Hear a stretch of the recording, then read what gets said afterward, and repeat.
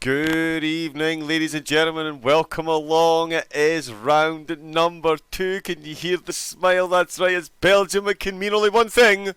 It is Spa! We will be here for round number 2 of One Hub's season number 2 on ACC. I am, of course, Double O Raven, Mr. John Wright himself. And it is a bitter-sweet one this evening for all concerned, I'm sure. The bitter part, we don't have Kane Dinham this evening. Unfortunately, the real world has seen fit to take him away from us. So congratulations on the new job, Kane.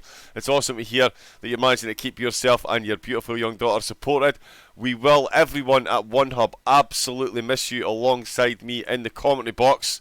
So big love to yourself, my friend. But the sweet part of bittersweet, well, ladies and gentlemen, returning after only getting our first ever podium in One Hub Formula 1, it is the commentating legend herself, Miss Jessica Ball. Back once again, Jess. How are you getting on?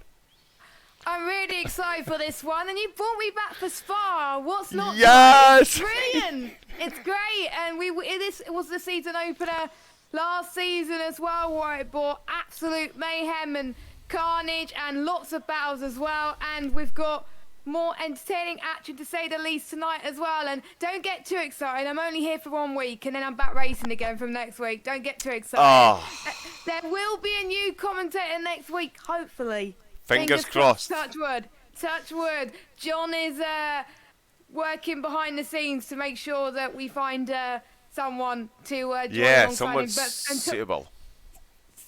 Someone stable, but until then you got me, so you got to make the most of that. Fabulous, and we absolutely, definitely will make the most of that. It's great, and Jess and I were saying before, it's very, very, very strange because ACC Season 1 at One Hub, of course, it was Jess leading the way. I've now got the extra pressure of pushing the buttons in the background while the guru herself is in the box beside me. So no pressure then at all. Not as much pressure as Car Mentalist is feeling. Of course, it's season number 2. He's defending his championship. And what a championship it is, Jess. It's absolutely brilliant for one huge reason. Getting you in the commentary box tonight because I get to pick your brains on the new format. Because we've got Spa this week, we've got Suzuka next week. And after next week, the championship splits into 2, twice the prizes, and a closing 5 rounds that the drivers are going to be starting from scratch. What is Jess's take on all this?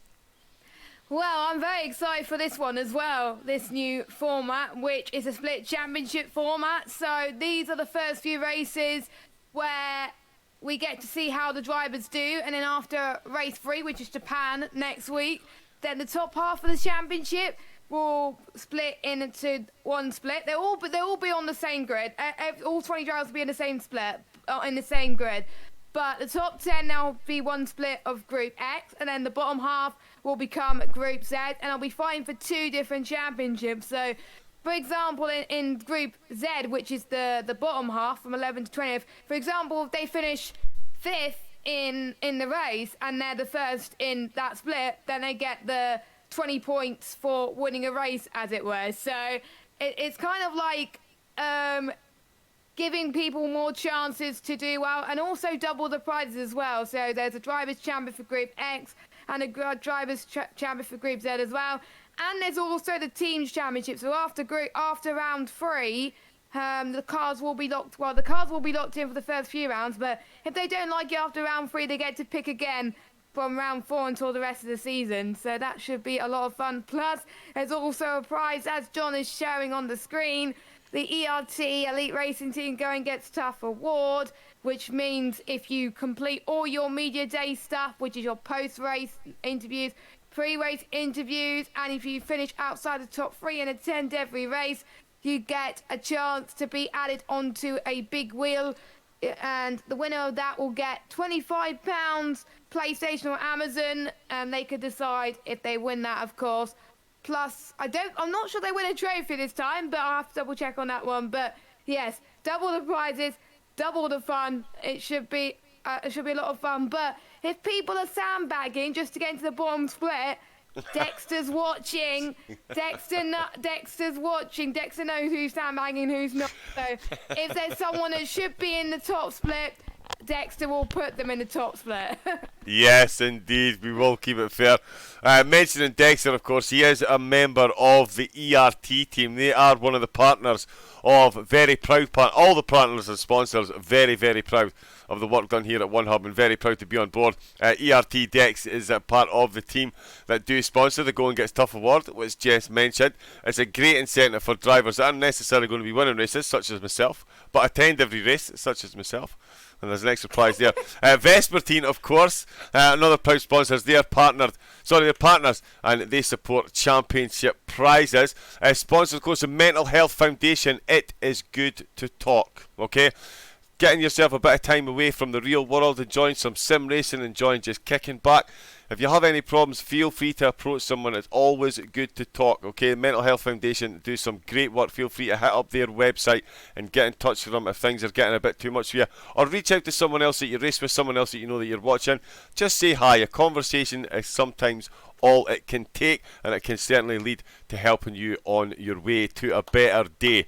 Don't ever be scared to do it. I've done it in the past. We've all needed a bit of a help. Also sponsors as well, Next Level Racing. They sponsor the league by providing a drive stand to the driver who gets the most driver of the days in the F1 leagues, which are growing great guns at the moment. Someone not too far from here got our first ever podium recently. And another sponsor, of course, Free M Sim Racing, sponsors the league by providing a pair of their sim racing gloves. So sponsors and partners galore. Another mention of Jess's Podium. What we'll also do is we'll mention the schedule that we've got here for the One Hub ACC drivers, much like their Formula 1 counterparts now that One Hub are branching out into ACC. Your media evening is on Monday. The drivers get asked lots of questions, 5 or 6 each, about the upcoming events. Tuesday, of course, that's race day. During the race, Jess and I will once again pick a driver of the day each with a question each. That will again go on the forums with the media evening stuff, and the polls will be opened. So on a Wednesday will the steward's office. Hey, we'll get the results of both of those on a Saturday, and that gets released with the media evening stuff on a Monday. All fresh in time for, look at that, Tuesday, race day, everyone's favourite day. Although the media stuff, I tell you, it is very, very interesting seeing some of the answers that we get. But it is a competition, Jess. We are in round 2. That means there has been a round 1. Should we maybe talk about the results from that, perhaps? We've got, less than a minute left of practice, just in time for quali. Excellent. We've got that up on screen, but it was Mix 64, in fact, that took the win. Is that correct? It was. Yes, it was. Why am I hesitating there? It was Carmentalist that took second, and APX Rogue that took third. So Carmentalist, Jess, our returning champion, only finding himself on the second spot. The championship does split, but still it's a decent marker for the returning champion, and I'm sure he'll be looking to build from that around this legendary course. Yes, but we do know from last season he finished in second place in what track was it again? Spa. Yeah, cool. Back-to-back seconds. Yeah, I know. But Carmentalist always starts off. He may start off with a second place, but he always finishes strong. And it's not about how you start the championship; it's how you end the championship. And he basically took every win apart from round 1. So. He'll fight back as well, and even himself said in the interviews he didn't mind taking second last week, even though he wanted first place, and so he's got a lot to fight for. And to be honest, it's for a bit of fun. As long as he finishes in the top 10 in the standings, the first 3 races really do not matter to him. It's from, I think, round number 4 is where he can really start fighting for the championship as well. Connor had a good race last time out as well in 4th position. Blue Mosquito as well in 5th position, and as John briefly put on the screen, he got driver of the day last week. 67% of the fan vote, which I have to say is quite a lot, up 7 positions from his starting spot. He almost got the combat point, but someone stole it from him. It was Bruno who got it inside the top 10. Bruno actually got more positions gained from him, but Bruno Mosquito got driver of the day. I think it was Mix who got driver of the day there as well. I think there's a few people who need to get a better result if they want to be in the top 10 and in Group X in the championship. Milden, Yuri as well, who won the pre-season race as well. He was in 9th, so those two to watch out for. And of course, Floppy Fox, he has had a bit of a nightmare as well. And that leads on to our hot and cold drivers, which we didn't have it last week because there was no points. There was no proper race to gorge by. But we do have a hot and cold list. The hot list, as briefly mentioned, Connor is our hot driver this week. And the reason knows what it takes to be consistent in the series and started off the season quite strong last week and will be determined to go at least one place better in the final standings. And our cold driver is Jason. Can be quick on a Friday in the F1, but so far has yet to bring his form in onto a Tuesday. But the season is young still, so still plenty of time for Jason to pick up his form and get himself out of the coal list. So we will have to wait and see. And don't forget, the race format is slightly changed from last season. For still the 15-minute practice, 15-minute qualifying session, it is 75 minutes, I believe, for Spa tonight, not the 90 minutes. Yeah, we're not doing 90. Could be more excited. Dex does not put a 90-minute in this season. Don't know why, but I'm guessing that it was maybe too long for some of the drivers. 75 is the longest that we have. And one of the most important facts as well, we don't know what the weather's going to do. It is dynamic weather.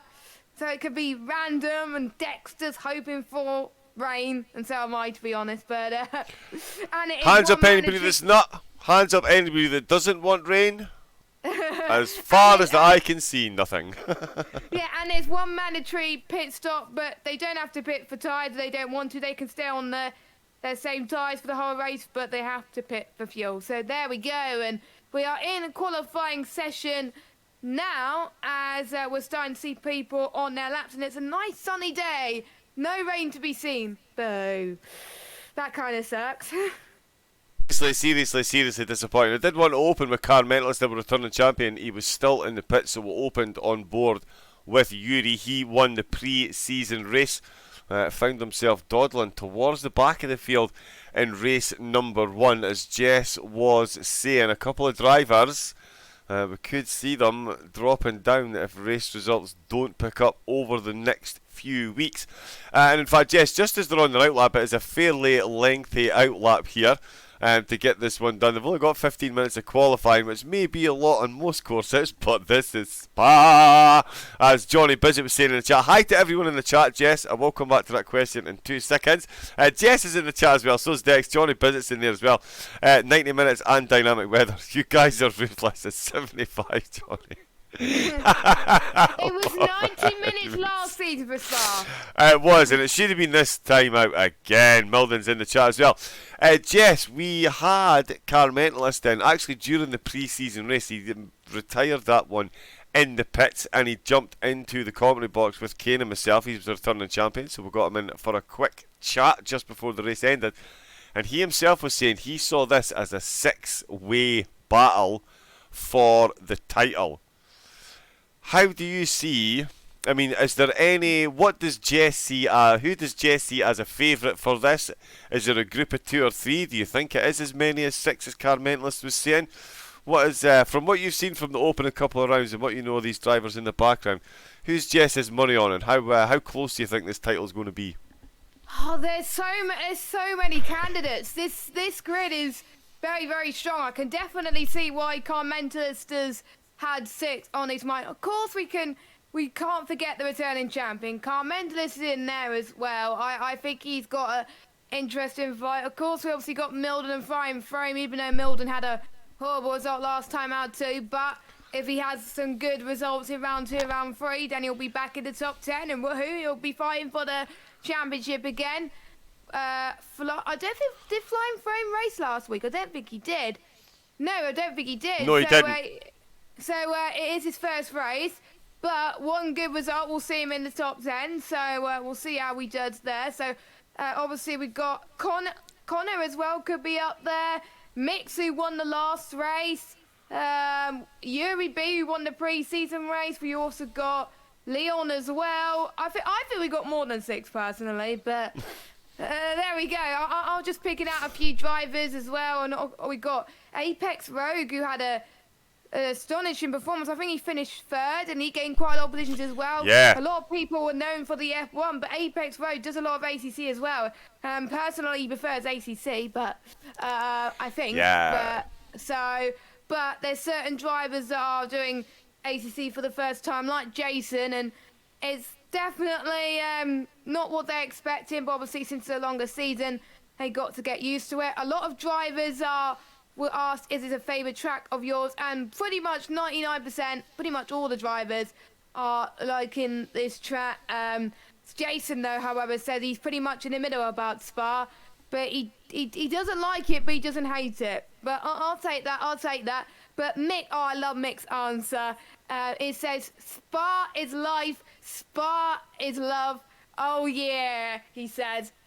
He likes that. And Apex Rogue says, definitely a favourite. A lot of people agree the track has so many different corners that all feel very good to drive, such as El Rouge, the Camel Straight, Lacombe, Pouon, Radion, to name a few. And Blue Mosquito was asked this question, and is it a favourite track of his? And he said it is. Who doesn't like Spa? Connor says definitely Spa's a great track. Iggy said if not for Radion, it would have been. I can say why. Radion has had a few instances in the past, and Milder's not racing tonight. That is a big thing to talk about before we head to look at other people's laps. And he only has one more race to show that he deserves to be in the top 10, and that will be in Japan. So, but he won it last season. So, because there was a race last season and he won it, took 2nd. And Kuhl loves Spa as well. So, yeah, pretty much everyone loves Spa. But enough about the media day stuff. We'll do a little bit about that in a minute. We've got 8 minutes to go of qualifying. And look who's on top. It is not Car Mentalist. It is our race winner from last week, Mick 64 with a 2:18.369. I can't remember what the pole was last season. I'll need to double check that, but that is a good time right off the gates. It really, really, really is a good time out of the gates. And from now on as well, Jess, we will be referring to Milden as he who shall not be named. After his disparaging comments in the chat, I feel he should probably be banned from Twitch and Discord. Good luck, guys. Got to miss this one. Hashtag anyone but Ferrari. I can't even say that properly. Disgusting display. Absolutely. So get him banned from the chat. Find a naughty step. Dr. Nailbender. Doctor in the house. How we doing, Doc?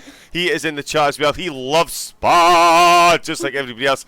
How could you not? Yuri B's just taking a purple sector in Sector 1. He's got himself a 2:18. We've got a 2:18 from APX Rogue and from Bruno and Car Mentalist. 5 drivers under 2 minutes 19. And Art Connor has just been overtaken by somebody else. Floppy Fox, 2 minute 18.576 compared to Rogue's 2 minute 18.5706. Thousandths of a second separating these two over a 7 kilometre track. Try and tell me this isn't close. 7 drivers. I mean, let's face it, we're going to give Art Connor 2 minute 19.0. Let's give him credit for being under.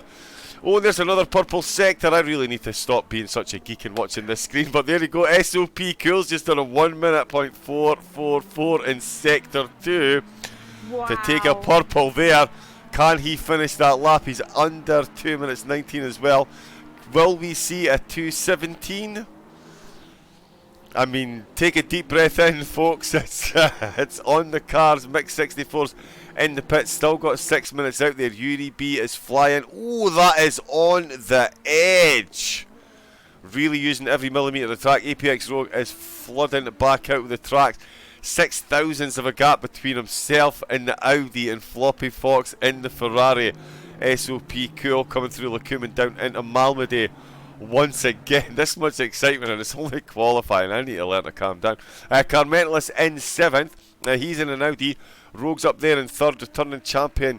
Carmentalist would expect to see him there or thereabouts. Flying from, I expect to see him and Leon Seeley there or thereabouts towards the end as well. as driver of the day last week, Blue Mosquito. He's definitely got the race IQ to make himself up a few places, something Dex knows all too well about doing. Corrado's really been struggling. I don't think it's much of a secret in the chat. He's really been struggling with the Aston. So I think this will simply be a case of survival for himself this evening. Jason there in 17th. You having a giggle, mate? I just can't help myself. I love that name. Got to say it in that voice as well, don't you? You've got to go full Cockney when you say it as well, don't you? You having a giggle, mate? You having a giggle? You having a bubble, mate? You having a laugh? You having a giraffe? Listen, you've got to call yourself that on stream. Woe betide you, my friend. Woe betide you. Flying through him as well. Look at those times, Jess. Look how close Bruno is now. He's actually put himself between Yuri and Mix. Carmentless in 4th, Apex Rogue in 5th. Floppy's now down to 6th. Cool's in 7th. And he's coming back out, just about going to have time to sneak another one in. It could not be closer at the top though, could it? Yeah, it is very close, and I've just looked at the poll from last season. It was set by SOP Kull, and the poll was a 2 minute 17.967, so we're not quite there yet, but we're almost there, and SOP Kull is in the lobby, and he's only 7th at the moment, so he needs to pick up his game, but we still have some rivalries in this lobby and in this grid of drivers. The 2 drivers that were caught in the rivalries this week were Bruno and Floppy Fox, because both drivers made small mistakes last week. They were naughty engines, which got them both a 10-second post-race penalty for causing a collision. Bruno had one with the incident with Milden, and Floppy Fox got one with the incident with Leon last week, and I think those were the only penalties that, yes, there were. So Bruno was asked, hopefully you both learnt from last week, but what advice would you give to Floppy to avoid any repeats? He did not answer that, but I think if I was Bruno, I would say just not do the same thing again. That would be my answer. Cool your jets. And Fox was asked, it's not every week we see you in the steward's room, so what advice would you give Bruno to ensure he doesn't have a repeat trip to the stewards? Fox said, do as I say, not as I do. Keep your head down, I guess. Short but sweet, Fox. I like it.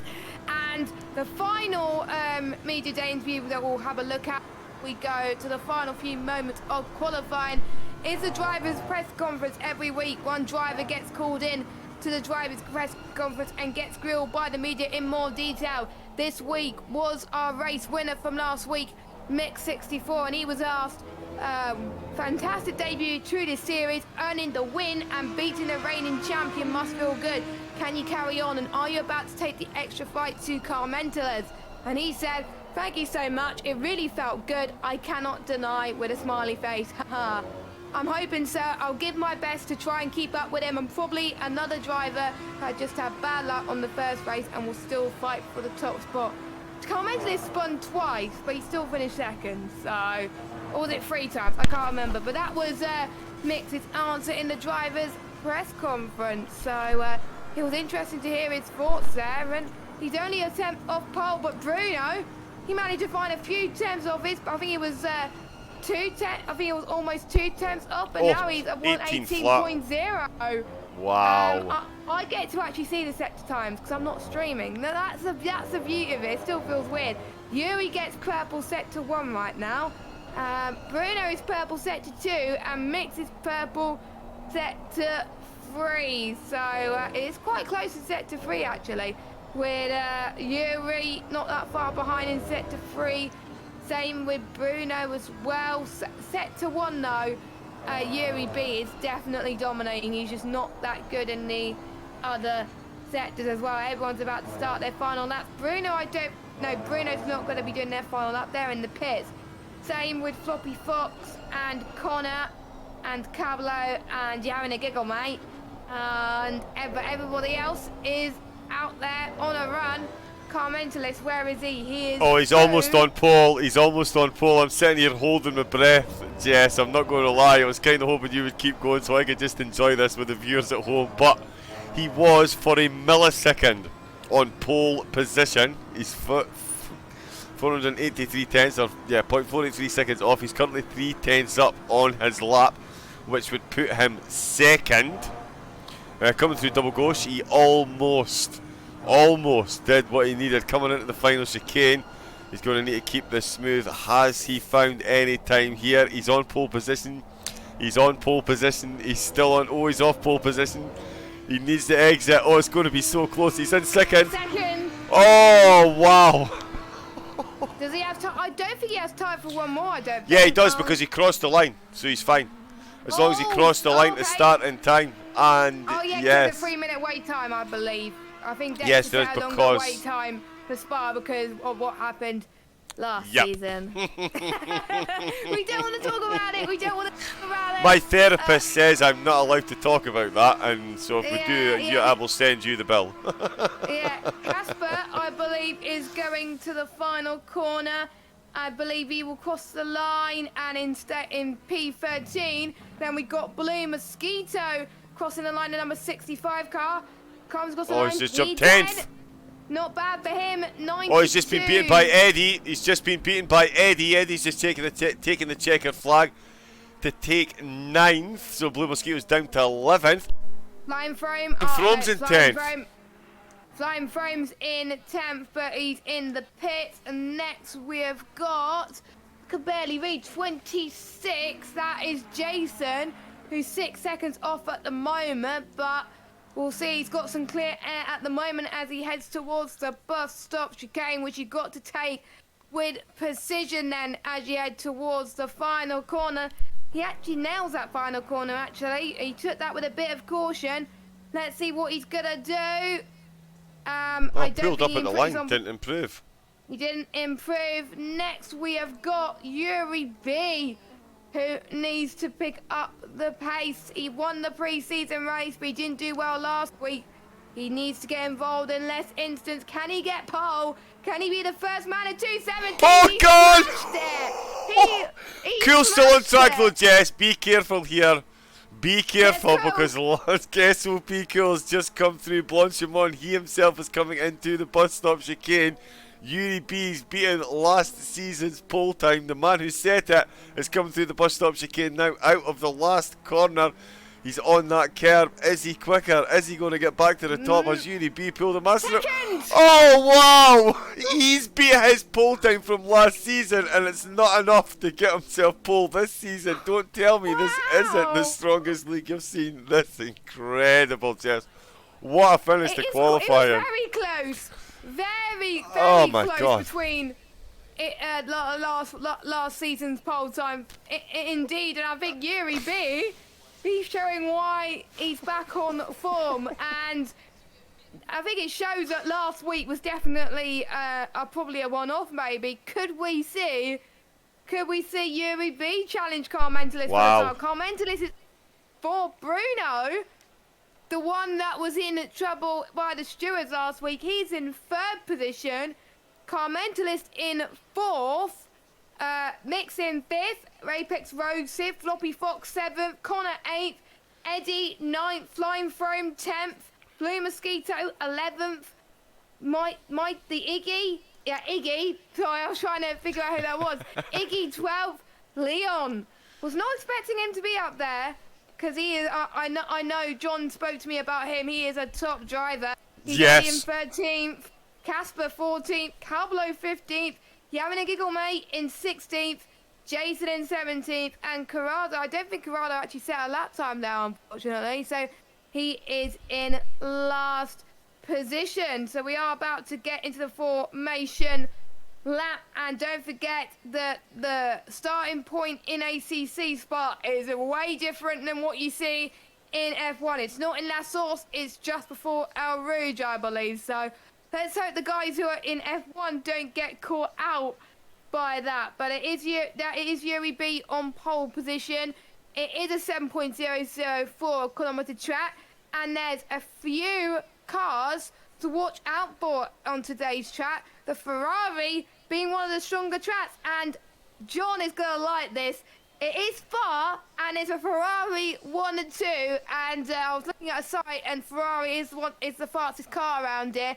For the second and third fastest cars, it's Mercedes and McLaren. Don't see any Mercedes in third. I think it's a Lexus. I don't even think we've got a Mercedes. No, we don't. We got a Lexus and then we got an Audi. So there we go. But I think Dexter likes a Ferrari as well, so he probably loves it. Ferrari 1-2 as well, and he said in the chat that he needs a beer. He needs a beer. Stop it, you. Stop it, you. Stop making us still jealous. Yeah, seriously. Yeah, you need a beer. I can't contain the excitement here. Kieran Clifford's in the chat. I like him. Who were you cheering on for Clifford? Sorry. You know me, head full of squirrels, and that was about 20 minutes ago you typed that, bud. But good to see you in the chat. Well done on the race the other night, by the way. Close finish. Yeah, so close. But congratulations on the finish that you did get. But who are you cheering on the chat? Ferrari 1-2 at Spa. That's it. Bucket list ticked off. Yuri B and SOP Cool leading the way. As was mentioned there, Bruno on the second row of the grid with Car Mentalist, and we're returning champion alongside him. Qualifying really couldn't have been any closer. We can't look at the timetable thanks to the joys of spectator mode. But we can see those coming along the Kemmel Straight, warming those tyres, or predominantly warming those brakes. Will be exactly what the drivers will be hoping to do. Leon Seeley down the order. Jess mentioned it there, that I did mention him as well.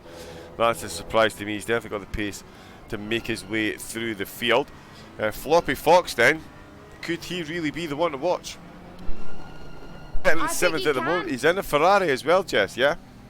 Yeah, I think he can. I think obviously he didn't race in Spa last season because he joined midway through the season. For those of you that watched season 1, by the way, it's on YouTube, and you can also relive last week's race for season 2 and the pre-season race on YouTube as well. Obviously, watch this race first, then you can relive it. But Indeed. Spa was an absolute classic last season. And I think we're going to have exactly the same time progression than what we saw last. You don't want to be doing that, Yuri B, in the actual race. So that was a bit too close for comfort as well. And since the lap's going to be very long, let's get some more pre-race interview questions in from our drivers that they were asked. We already went through this press conference and hot and cold and all that, so we got that ticked. Now we've had a couple of weeks to get used to the competition. They were asked who would be your biggest threat / most frequent battle for positions. Cool was asked. I think there'll be someone new each week. So many good drivers this season. Cool, I have to agree with you. So many drivers that could be up there. I've covered a lot of drivers. The men's list mentioned 6. I can name more than 6 that I think that can be the title this season. Milton's not here tonight, but he still answered the pre-race interviews. Good boy. He said he thinks Connor, whilst he's in the V12 Aston, but he needs a clean race out. He hasn't had one, but his pace is on point with the top 5 in the races, so he thinks Connor will be up there with Milden. Iggy says, I frequently find myself out of position, but I would say Milden. Connor's not too sure yet. I reckon my teammate Casper will definitely be close when he is more comfortable with the game. His pace is there already. He thinks Ollie Tropic. Tropic's not here tonight though, so it's Tropic and Milden that are missing tonight.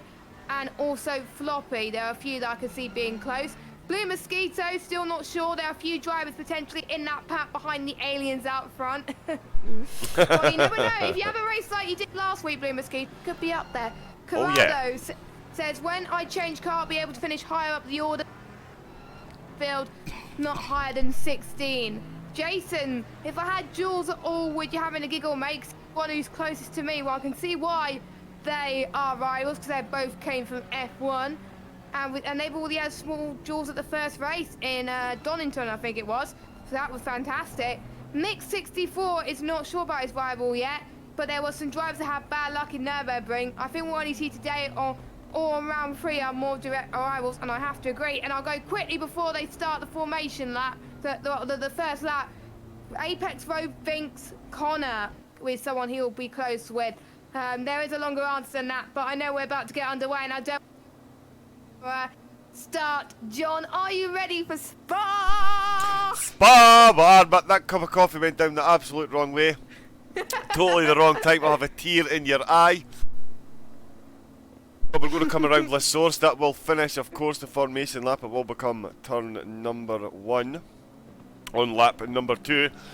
But for now, it is the madness that is that uphill ascent you're about to see.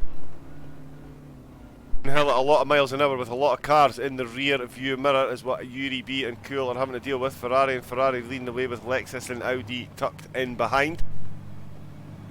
Coming down the hill, 7 kilometres, 4 miles long for the old school crew like myself and Dexter. There's the green lights and we are away. And I tell you what, it's a great move by Bruno and by Car Mentalist here. Good start by both. Mix64 has a probe up the inside there, decides not to try and have a look up the inside of Car Mentalist, but he is very close now. That's Bruno on Cool coming along, using that slipstream effectively, and there is current champion Car Mentalist. Look at the way he's using the slipstream up that inside. Is he going to think about a move? It's going to lead to a 3 wide. He decides not. Oh, Bruno, cold tyres, runs himself a bit deep, but he does manage to hold on to that. Has he got the position from SOP Cool coming through Malmedy? Nope.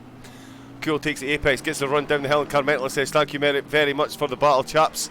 I'm going to get myself right involved here. Oh! That's a big knock-on effect there, Jess. That's SOP Cool. Our second place man, who finished third, I believe, last season in Spa, is down quite a few positions now. He's in the mid-pack as well. He's battling with the Floppy Fox of Floppy Fox now as well. Let's hope he doesn't have damage as well as they head through. Oh, there's contact up at the front. There's contact up at the front. Let me just set that picture. And I tell you what, somebody's had contact up at the front. It's Bruno. Yuri B is away. Bruno is way back down the field. SOP Cool is down the field. Car Mentalist is still off and running. Mix64 is down the field as well. So I think Bruno and Mix have both had contact. They're right next to one another. They're going to tumble down the field. Car Mentalist is back up where he needs to be. Second position. And I tell you what, the Audi boys are absolutely doing the Germans proud here in Belgium. Second and third at the moment with a chasing pack. You do not want to be getting involved with SOP Cool, Floppy Fox. The Mighty Iggy's watching this one from a distance. Leon Seeley's made up places as well. Cablo's in 11th. You have a right giggle, Mike. He's in 12th. Bruno and Mix64 13th and 14th. So Costa there. Blanchimont sees Jason in the McLaren run wide. Blue Mosquitoes in 16th. Oh, he's struggling through Blanchimont as well. Casper, he does make it through. Corrado in the Aston Martin makes it through as well. Back up at the front though. And this is an unlikely one. We never thought we'd be saying this, but a battle for 4th, 5th and 6th is Eddie, Art Connor and Flying Froome. They've all been promoted with SOP Cool and Floppy Fox going to get their nose involved. Let's jump on board with Floppy Fox and watch this one up the absolute insanity that is Radion Eau Rouge onto the Camel Straight. Oh, and Cool's clipped the curb. Whoa! Wow, did you see how close he got to the rear spoiler there? I think he got damaged. He did bounce off the wall and come back across. That was, yeah, we're going to give him credit for a save there. And I tell you, Floppy Fox had a full Code Brown moment as that fellow Ferrari shot across the back of his car. He must have really seriously thought contact was going to be made. It wasn't. Floppy Fox has been promoted places along with Flying Froome and Art Connor. Not too shabby a start. Yeah, there we go. We've got actual live timing data of the gap between them, and it is Eddie that's the cork in the bottle now. He is currently in 4th. That's Art Connor and Flying Froome. You can see just in front of Floppy Fox who we are on board with, and that is the Mighty Iggy in 8th and Leon Seeley in 9th, with SOP Cool now in 10th position, being hunted down by Cablo in 11th. A lot of dust being kicked up by Floppy on the way in. A lot smoother on the way out. And I tell you what, SOP Cool's looking to make a move up the inside. We can see that one in the background there. Let's not change the camera, but he has got the move done on Leon Seeley. So SOP Cool's made himself up a place again then. A lot of action in the background and a lot of action in the foreground. Floppy, he'll be hoping to get some moves done soon. He definitely doesn't want to get caught up in what is coming. And what's coming is Mighty Iggy and SOP Cool coming through Stavolo onto Blanchimont for the second time of asking in the race. Floppy Fox trying to use the slipstream on Flying Froome to catch up to Art Connor, and Eddie just ahead of them. The bus stop chicane is going to be an interesting one on this lap. We'll check the lead of the race in a second, but let's just see if we have any positions. Eddie pops himself out. Flying Froome's watching that. The Aston Martin. Oh, and he's missed a corner. The Bentleys missed the corner. The Aston Martin's held his line, so it's Eddie that is going to drop places into the source by the look of it. That's a bit close. Could be free abreast, which I hope it does not happen. Oh my God, it could be free abreast, but someone had to back out. That someone did, luckily, because otherwise that would have been absolute terror. So they're all going to be heading towards El Rouge now. Connor is hoping that everybody else battles behind him so he can pull away, which he is at the moment as they go up the hill. Almost people clipping the curb once again, which you do not want to do. Blue Mosquito, it looks like. Is he going for... No, it's not Blue Mosquito. It's Eddie in that corner. It's Eddie. It is Eddie. And SOP Cool up the inside as well. SOP Cool side by side with Floppy Fox. Bit of contact on the way in. Bit of contact in the middle. Yeah, the new liveries and the new cars as well. We've got a couple of drivers that have gone from like, flying from. It's confusing seeing him in a Lexus, not a Lamborghini. But yeah, flying Floppy Fox has got even flyinger SOP Cool. The two Ferraris flying through Sector 2 with the Lexus head. Oh, the Bentleys run wide. And that is the Bentley of Eddie. Feeling the pressure. Not often found up in the top 5, but early incidents, that's where he finds himself at the moment. He's got flying from, definitely used and accomplished at being inside the top 10 comfortably. Definitely used to being on the podium as well.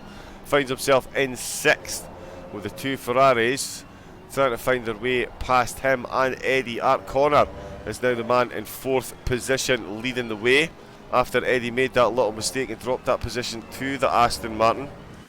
This is going to be an absolute cracker right to the end. Let's just check and make sure we haven't had any big incidents up at the front.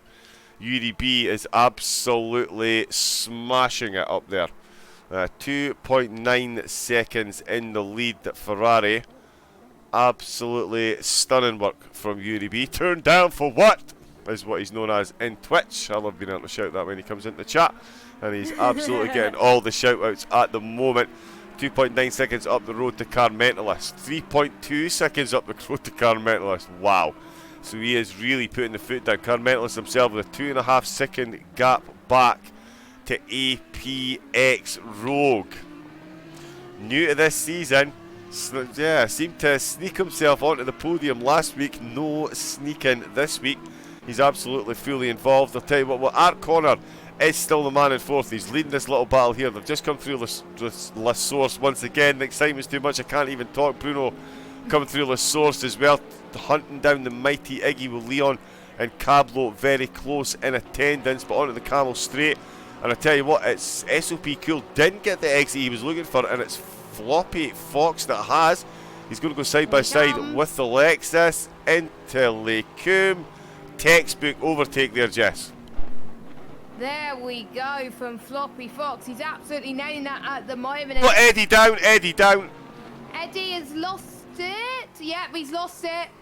And I think it's after Lecom actually, where he's been doing the wall. So he's got damage, so he has to limp it home into the pits. But Dexter just brought an interesting point, which I believe was brought up in the stream last week. If you're in the Lexus, the tyres are a bit of an issue. And the tyres may not get to the end of the race. They may have to change the tyres, even though it's not mandatory. If they want to get to the end, they may want to put a fresh set of tyres on at their mandatory pit stop as well. Or will they gamble the tyres for the end as well? We'll have to wait and see. It is a longer race to struggle with the 60-minute race last week in Donington. So it's going to be a tough call, but there is quite a few people in the Lexus tonight as well, but the ones of the other cars, they should be fine, as Cool is up into 6th position now. Even after that spin and save earlier into Razion, he is up ground, and he could see the likes of Flying Throne, Floppy Fox and Connor, so he could be P3 for all we care, because he's absolutely nailing it. He's nowhere near the likes of Mentalist and UAB at the moment, but he could still get that podium. He is one of the fastest guys in Spa at the moment. He proved it with that sensational qualifying session. If it was last season, he would have got pole again twice over, but it is this season. It's a faster grid as well, and he's going to try and see if he can make his way. Oh, he's going to go for a late source. Can he make it stick?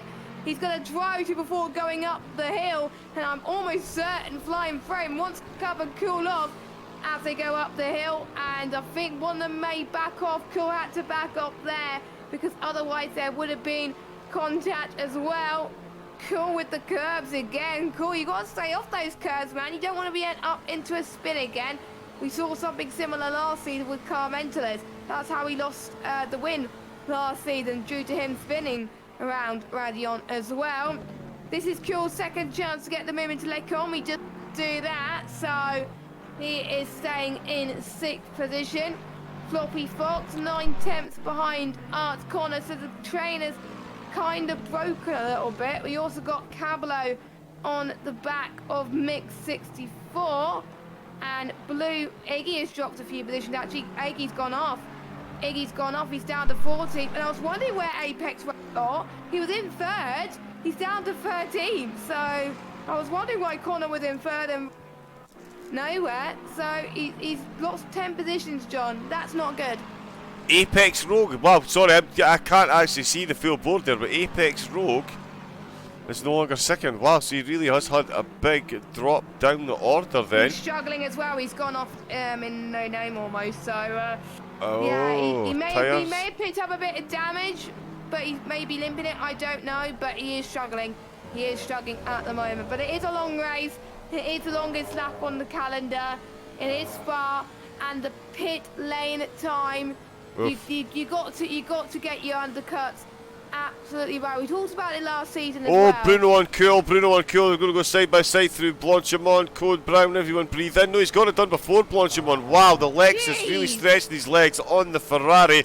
The slipstream doing him the world of good. Into the bus stop chicane. Look at the slingshot he's got. Wow, what a slingshot. Oh, and that was just far too keen on the exit. That's completely binned him. And I tell you, that's the worst position possible for having to get himself back onto track, flying from on the receiving end there. That's got to be a trip to the stewards. Oh yeah. That's got to be, and we did catch it on stream as well, but they'll be asked for their POVs as well, so Bruno does not like the stewards, does he? I don't think he will after this race. He's a bit keen. No. He was a bit keen there. The bump draft. He was a bit keen as well, and don't forget, penalty points could make a difference. And oh, look at this, who's getting a good run now? Just trying to see. It is Bruno on SOP Cool. Don't forget, Bruno is in the Lexus, whereas Cool is in the Ferrari. The different scenes in terms of characteristics as they head towards Brussels, as Casper and Eddie, for no fault of their own, they're in the pits, but they've done their mandatory stop. So, but will they get the fuel to the end? So they may have to pit one. We don't know. But for Bruno and Cool, this battle's going to go on and on and on, I think. Them even on pace. I'm just going to look at their pace right now at the moment. So I can't even see fastest lap. Is it actually telling me their fastest lap so far? No, it's not. I'll have to go on board to do that. Okay, I'm still getting used to the stuff I couldn't do when I was streaming. I have the luxury now of pressing all these other buttons, but I'll leave that alone. I don't know what to do. I don't know what. But Carmentelis has brought the gap again to 2 seconds. He's gained about a second on Yuri B the last lap, so he is pushing there. And Yuri B is not as dominant as we thought, but Yuri B is still leading, heading into the bus stop chicane. Floppy Fox again on the back of Art Connor as well for 3rd place. Don't forget, consistency is key for the first few races. It doesn't matter if you do not win. Oh my God, that was so close to contact, but they managed to save that there. Fair play, boys. Respect for not hitting each other, but it doesn't matter if you do not win. Cool still on Bruno. Oh no, sorry, Cool's still in the lead. Yeah, Bruno's still present, sorry, yeah. Yeah, Cool is still leading Bruno, yes. But it doesn't matter if you do not win any races or get podiums, as long as you're consistent enough to have enough points to get into the top 10, you will be in the top split. And that's all we care about. The championship is not based on the first 3 rounds. Points get reset after round 4, so the first 3 rounds is just proving to the stewards and us and everybody that you deserve to be in the top split and gaining the points that you need. And at the moment, it looks like our mentalist Connor, they're proving themselves that they deserve to be in the top split. Floppy Fox as well. Yuri B with that performance, I think I'm almost certain he's going to get into top split as well. He only got 2 points last week. And don't forget, the winning position in the race gets a maximum 20 points. So all in all, it will be 22 points you will get. And there's also the comeback point as well. But Yuri B started pole, so he won't get the comeback point. But there's comeback points for inside the top 10 and a comeback point for outside the top 10 as well. And that gives you an extra point. The mighty Iggy is in the pits as well. Not sure if it's for damage or if it's a strategic pit stop. They are using the endurance pits. Don't forget, John, the longest pits known to man, I have to say. And Spa, let me just have a look. How long? It's about 80%, 70. Because of the 80%, is it? Yeah. Yeah, 80%, which is a lot. Quite a lot if you think about it. So you got the time absolutely right, and if you're not doing the undercut, your in lap has got to be fast in order to be ahead in the moment. And don't worry, I thought Commenters was a lap down on Yuri, but timing's having a bit of a hissy fit at the moment. It's cool. Almost defended off Bruno there. Well, he did defend off Bruno. Bruno almost got cool there, heading into the bus stop chicane. Let's see what Bruno could do then. I don't think he's going to go for the late lunge. It will be too brave for him to do so right now. And it's getting darker in Spa at the moment. Not too dark, but that means the track temperatures are cooling down. No sign of rain. Sad times, but... Sad times. It gives the drivers an even playing field in terms of pace. Here comes Bruno. He's got the straight line speed in the Lexus. He's got to be careful not to push too much though, because he knows that the Lexus tyres don't last that long during the race. So he goes to that right-hand curve into Les Combes, and I think he has the edge there. But yep, he does have the edge. But oh, look at this, cool with that switchback, heading in towards Brussels. And we also got Bruno almost going off the track. Don't push off each other, lads, as they head towards the understeery central part of the track, and now they're going to be heading towards No Name. Oh, they make contact! They make contact. Bruno is in the...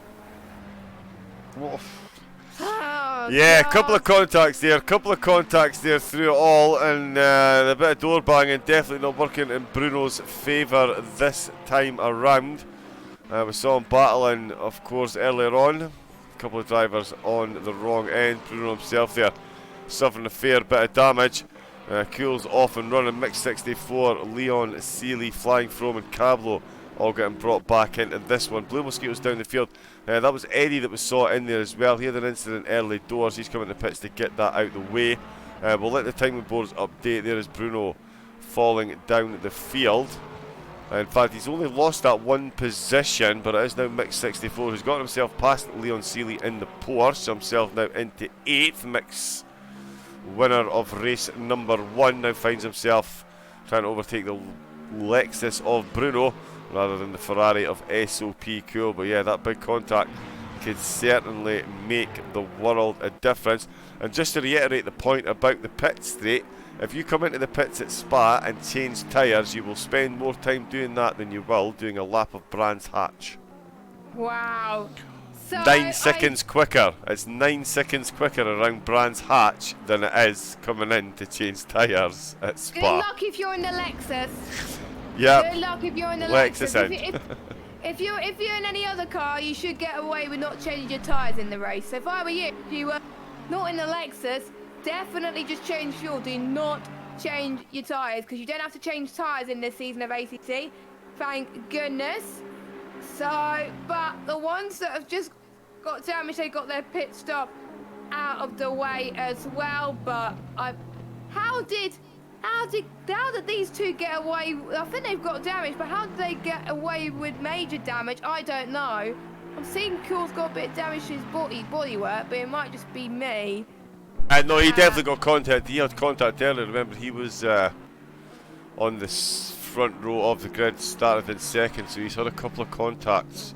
Himself and Bruno have had a few comings together so far already. Flying from as well, so had a bit of contact too. He's now closed up on Leon Seeley in the Porsche. The Porsche really never fancied to do well here at Spa. Unfortunately, it does lack the straight line speed that a lot of its counterparts has around this course. There is APX Rogue. He's got a fair bit of damage as well. Was in third position early doors. He's coming to take his pit stop now as well. It is a mandatory stop. 75 minutes is going to be a close one. Will we see some cars take tyres? How much is the drop off in pace towards the end of the race if you stay up on one set? It's certainly going to be an interesting one. 17-degree track temperature, so it's not like the drivers are going to have to worry about overcooking their tyres, but yeah, that's 75 minutes. You could see your lap times drop by anything up to a second and a half in the latter stages of the race, depending how much you use them early doors. Floppy Fox still behind Art Corner then. Being stuck in the slipstream definitely doesn't aid tyre wear. That is for absolutely sure. Floppy will be looking to get a move done. In fact, here he goes side by side. Exit to the bus stop chicane across the start finish line to finish lap number 9. They're going to go side by side into the source with Floppy on the outside. Not he decides to take a cutback type line, so he's going to be very close then as they come down the hill. Face Radion and Eau Rouge once again. I think Floppy definitely got the racecraft to know. There you go, a bit of flashing lights as you go up the hill. Just keep that in the slipstream onto the Kemmel straight, and it should be a case of job done. The Aston good in a straight line, the Ferrari not too shabby in the slipstream. The cameraman is obviously drunk and looking elsewhere. There we go, he does pop out. He's going to be on the outside. Connor has stayed on the inside. He's squeezed him over then, as he's legally allowed to do, and he does maintain the position. Flying through frame on Leon. Oh, Flying frame is going for a move on Leon into the Kemmel straight. I was riding on board whilst you were seeing Connor's battle, and Flying frame got the job done on Leon. I think that was per battle as they were heading through Eau Rouge there. They were keeping it clean now as well, but Flying frame up into 7th position. But this battle is not going to be over whatsoever. But Floppy Fox is closing in again on Connor. We got to go back to them as well. Those are the two battles I have to say we've got to watch out of all the other battles we've got. I think we also got Casper and Apex Rogue as well. Those are the two drivers that have made their one and only start. Oh, it looked like Floppy Fox was going to go on Connor there into Podium, but he didn't want to do that. Actually, it wasn't Podium, was it? No, it's not Podium, it was Campus. I'm getting confused with the corner names around Spa. There we go. Spa! That's what it is. You need to do that once every few laps just to make sure you keep in the rhythm. The drivers here are definitely trying to keep in the rhythm. We've seen some ups and downs. It says battles all over the place. Leon Seeley's not let go of that position in any way, shape or form. We see them come through Stavolo. We've seen Cool come through Stavolo, and Art Corner and Floppy Fox just ahead of them. And it is still in that order. Art Corner leading the way over Floppy Fox through Blanchimont at the bus stop chicane once again. The Ferrari gets very close under break-in. Is he going to be able to take a tighter line on exit? Is he going to hang on in there? Once again, try and get some slipstream along the Kemmel straight. SOP Cool certainly hope that is the route they take so he can get ever closer, as we can see him in the background once again. Trying to get his way back up to the front row. Let's give someone some camera time. Yuri P. Sorry, Yuri. He has been absolutely dominating. 3.6 seconds up the road. So many battles going on that he's had very little to no camera time. Someone that Car Mentalist is used to, because he's usually off on his own as well. He is off on his own at the moment, but it's not in first position as we're used to seeing him. 3.9 seconds the gap between Yuri and Car Mentalist. Phenomenal pace, and it's side by side then. We jump back on board just in time along the Kemmel straight, and Floppy Fox is going to go around the outside. Has he got his nose in front? No, he doesn't. Ooh, and a little bit of contact. Oh, and the Aston didn't quite leave enough room for him to get back on track there, but he was just holding the line. Floppy Fox was off track. He did successfully make it back on without any contact. He's going to have to rebuild there. And this is all playing right into the hands of SOP Cool. He's taken another second off the gap to the drivers in front. And another lap of them battling this way. And they're going to both lose a position because SOP Cool has gathered himself well and truly and is on a bit of a charge, to say the least. Well, there's Flop. He's going to go run down there, but no, look at the run he's got through there. It can pass, I tell you, he really is probing. Perhaps this time want to get the move done before Blanchimont rather than throwing all his eggs in the basket of the Kemmel Straight. Can the Ferrari outrun the Aston along through Blanchimont? And it's a bit wide from the Aston through Campus. Stavolo, good line from the Ferrari on the way in. Floppy Fox has definitely got a charge here, so does SOP Cool, but look at the run that the Ferrari's got. He's definitely got the pace. Is he going to go side by side through Blanchimont? I seriously doubt it. Is he going to go side by side on the exit? He's got absolutely no choice with the pace that he's going to be carrying then.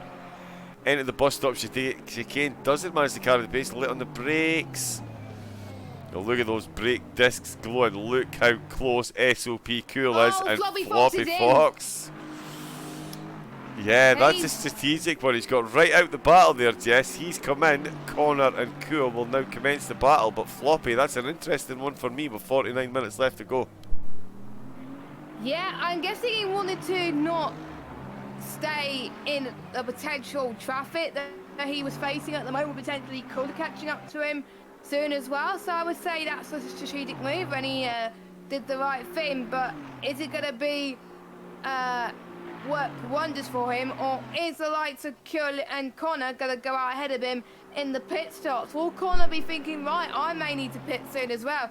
If you pit now, the fuel will go to the end of the race. That's not a problem about that. But sometimes when you pit before your competitors, you have a huge advantage around Spa. But there may be issues where you come out in traffic. And we saw that last season quite a few times as well. So we don't want to see that again. Another driver that's also in the pits is Corrado. So he comes out of, well, I think he's either coming out or coming in, but he has served his pit stop. And, oh. Corrado's on his way in. Oh, he's on his way in. It's hard to tell because, yeah, hard to tell with the camera angles, but yeah, he's coming in. Oh! What's happened to Leon? Leon's cut the corner quite badly, and I wonder if he made contact with someone. I don't know, but that's not how you take a corner. That's not how you take Lecon, my friend. He did a Valtteri Bottas. He mowed the lawn. Ah, okay. A full Valtteri. I'm just having a look at Mig 64 actually. Let's see how close he is to Floppy Fox. He won last race. Won the first race of the season. He was the lead driver to have taken his pit. Floppy Fox has come in the pits. He is on the Kemmel Straight, getting himself up to pace.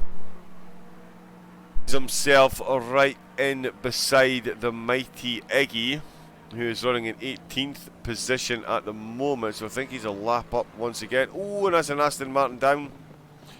That is an Aston Martin down. That was, no, it wasn't Casper. That was Leon. No, that's not Leon. He's in the Porsche. That was through Lecom. I saw that yellow flag in the map. Yeah. That was an Aston. That's bizarre. I'm trying to see. It's not. No, it's not Connor. Cool's come into the pits as well, actually. So he's come into the pits. He had to respond. He had to respond to the likes of Floppy Fox has come in.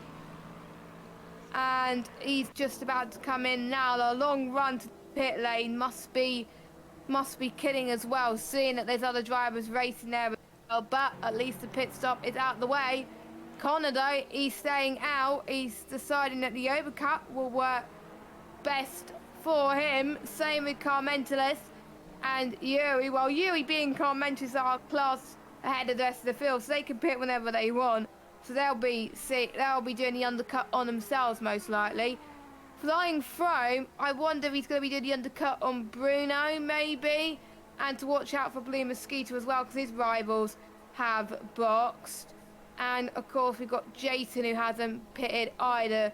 Don't forget, if you do not pit, And do you mandatory stop? The game will give you a penalty or disqualify you. I don't have a clue. 180-second penalty on this track. 180 seconds. That is 3 minutes, is that it? It is 3 minutes, yes. Because of the That length of the lap and the out laps. Why is Cool still in the pit? He's changing tyres. In the front. Cool's changing tyres. Does he know that you don't have to change tyres? I think he does. He was in there a while. I think he's changed tyres. Oh, it might be because Floppy Fox is through, Mix 64 is through. Corrado's going to those. Yeah. He wanted to be on fresh tyres. Maybe a bit too much flat spotting, and it's definitely not worked in his favour. So he's had to change tyres because he was in there a while. He was definitely in there a while, and Floppy Fox has got a fair. In fact, the Mix 64 is ahead of SOP Cool as well. So last week's race winner qualified in 6th exactly. Came in to take that early pit stop. He now finds himself 4 seconds behind Floppy Fox and an almighty 10 seconds ahead of SOP Cool. So some damage, some tyre change. Will that play into SOP Cool's hands towards the end of the race? 45 minutes to go. Mix, we know, is on older rubber. He pitted pretty much lap number 3.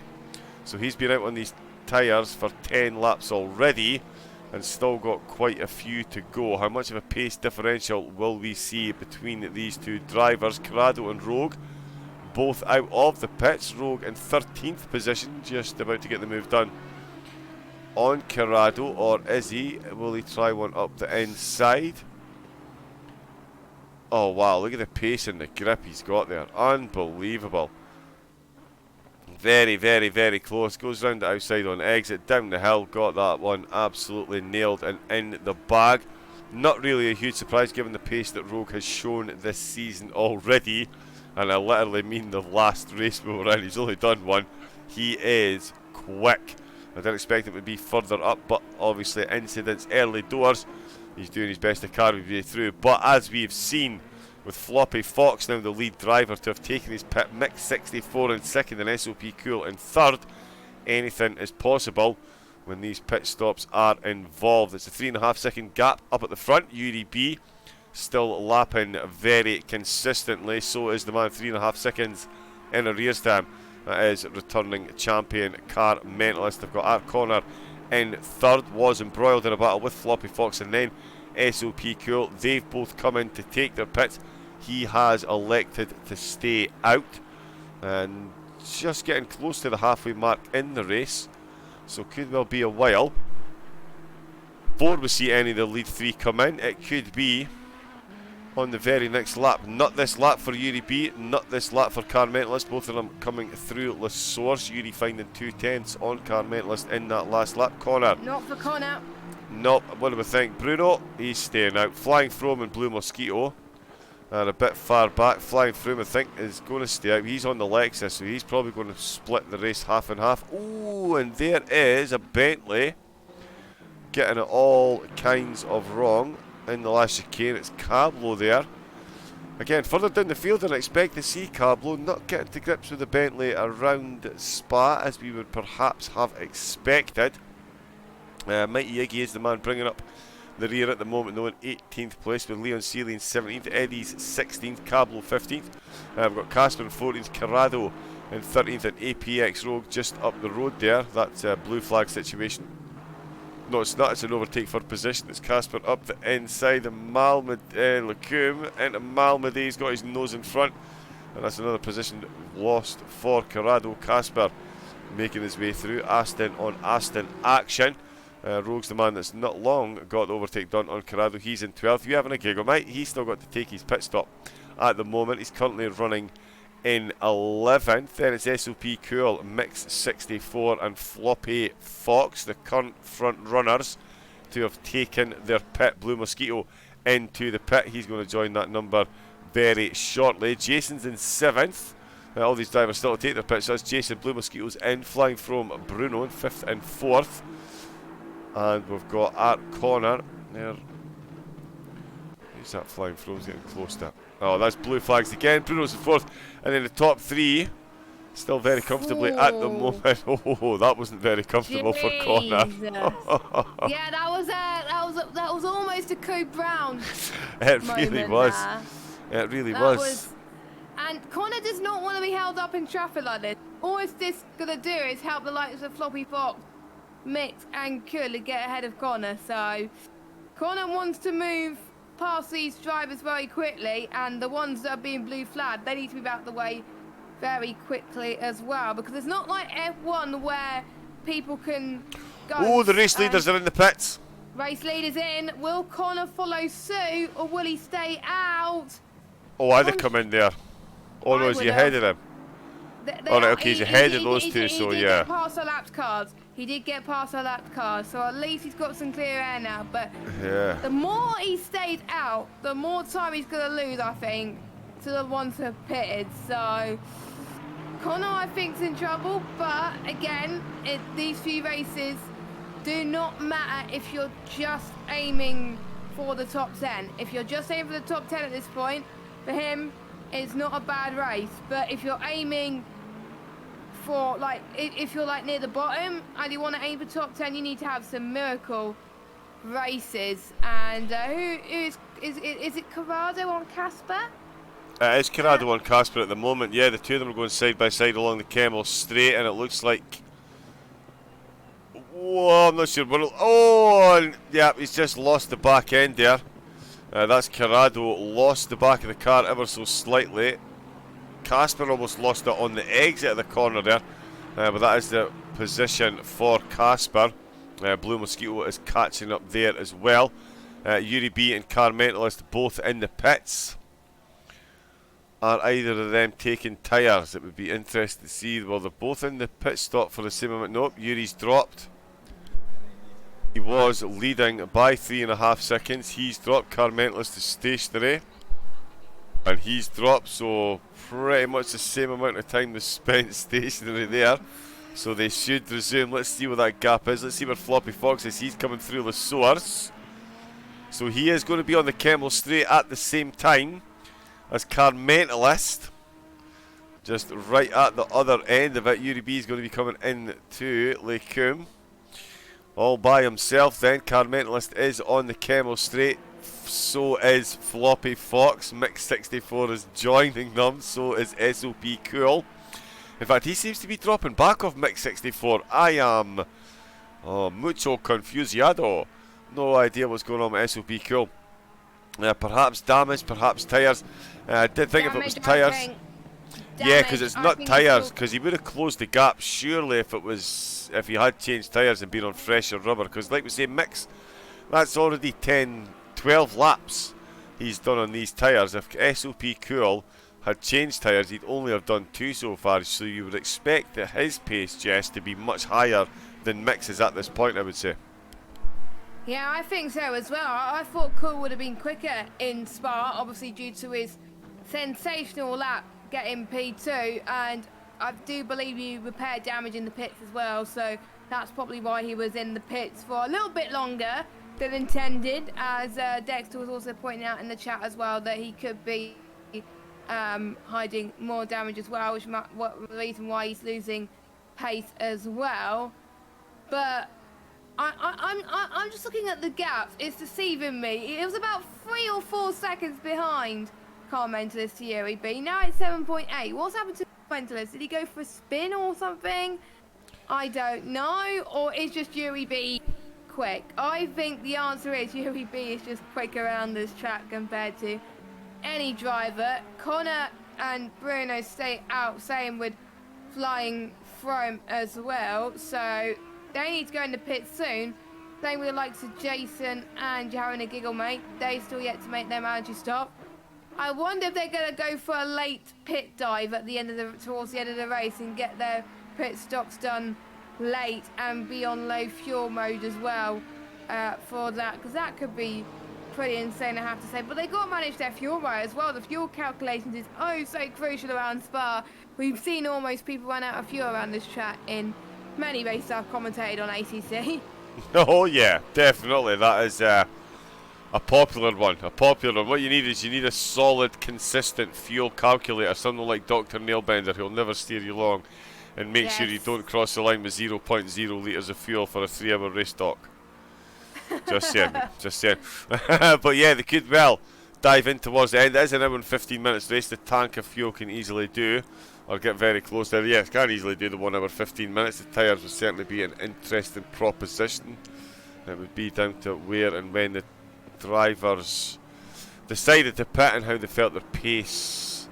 Bruno's come into the pits to interrupt that sentence. Will flying from fall one? Nope. So he's still out. So Bruno. Jason's in. Yeah, he's been in a while as well, actually. Oh, he's still rolling. No, he's still rolling. Oh, is that him on his way out? Went, oh, no, he's on his way. Oh, wow, that pit lane is ridiculous. It was about a week and a half ago he entered. He's got the last pit box. Okay, he was first in the server, so his eagerness then, that's what's undone him there. Always enter the spa server last. Yeah. Because if you're first in, you're in the first pit box, so you've got longer to go before you get stuck. That's how it generally works. Yeah, the first person in the server will get pit box 1, second person then will get pit box 2, and yeah, that's generally how they populate the ACC servers. First come, first served. Oh, Eddie! He's got himself a drive-through. It's not been a good race for... Oh, and there's Blue Mosquito. What's happened there? Was there a bit of contact there? Was that himself and Corrado battling? I'm not sure. I couldn't see at the distance.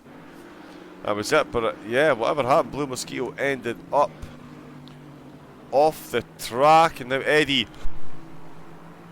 the drive-through, finds himself right behind Corrado with Blue Mosquito dropping down the positions. All the drama at Spa. How can you not love this course? Bruno, he's come into the pits to take his stop. So Yuri B is still leading the way now, 9 seconds ahead of Carmentless. Floppy Fox running in third overall then, with Mix 64 in fourth, and SOP Cool currently running in fifth. We're going to have to wait and see where Bruno comes back out, of course. That's the Mighty Iggy that's just gone through there. Bruno comes out. Bruno is coming out of the pits, John. He's going up side by side. Kira's got past him.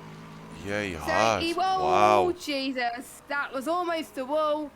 And he remains in 1, 2, 3, 4, 5, 6th place, I believe. Yeah, he does. Yeah, 6th place, because Cool got past him by quite a way. So that's the pressure of him staying out for longer than intended. So ooh, and Connor's coming in the pits. Connor and Flying Throne. Connor's in the pits.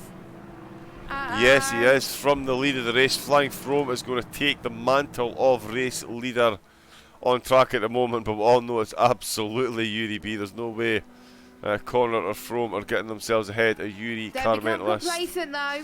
Oh well. We all saw what happened last season. Yes, indeed we did. Let me just reel that one right back in. We'll keep a close eye then. He's coming along through Blanchimont. That is Yuri B. Connor has turned the corner. He's in the home stretch as far as at least reaching his pit box goes. Yuri B coming through Blanchimont. So is Carmentless, and not far behind us. Floppy Fox 13 seconds down the road. Carmentless has closed the gap by 2 seconds. I was hovering about the 9-10 seconds mark. It's now 8.3. Connor is still rolling. Yuri B comfortably on the start-finish straight. He's going to come into the source. Here comes Carmentless through at the bus stop chicane. Floppy Fox is through Blanchimont. I think this is the big question then.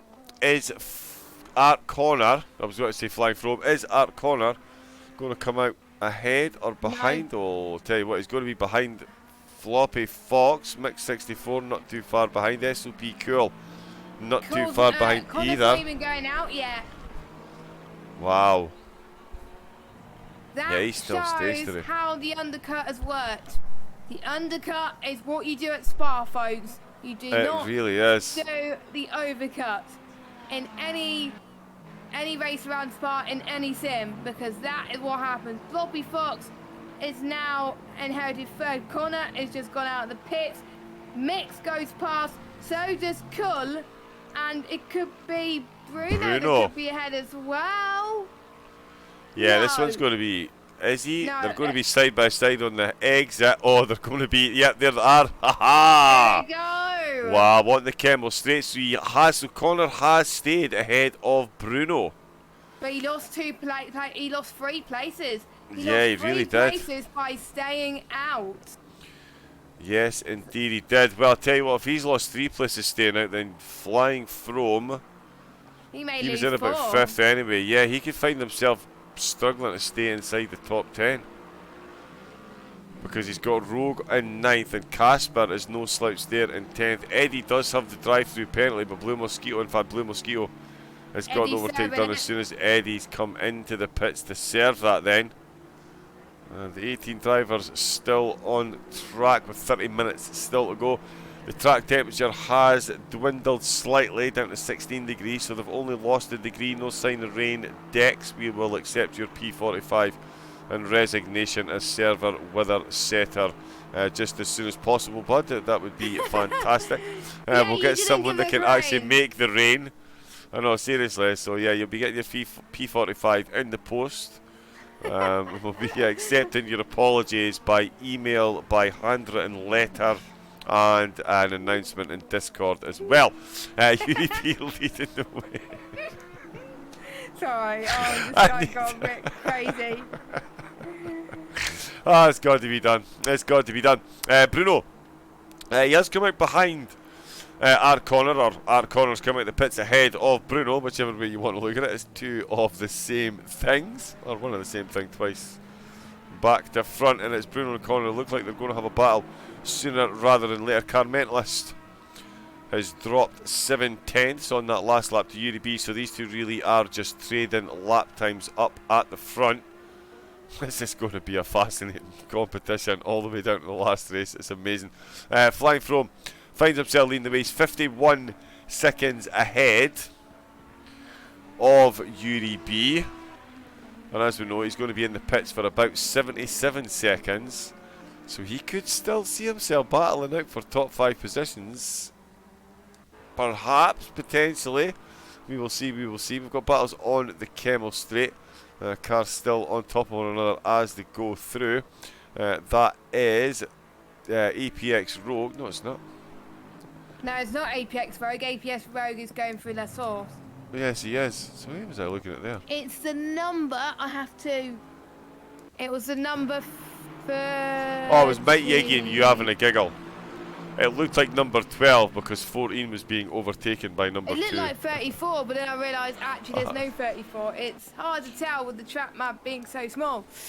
Oh, side by side, Cablo and Leon Seeley. Oh, and Cablo backs right out of it there, flashes his lights through Blanchimon. Leon holding on. He's got the overtake done, sorry, so he's taken 13th place from Cablo as they come into the bus stop chicane. To start the line then, Leon definitely further down the grid than I'm expecting to see him, to be brutally honest.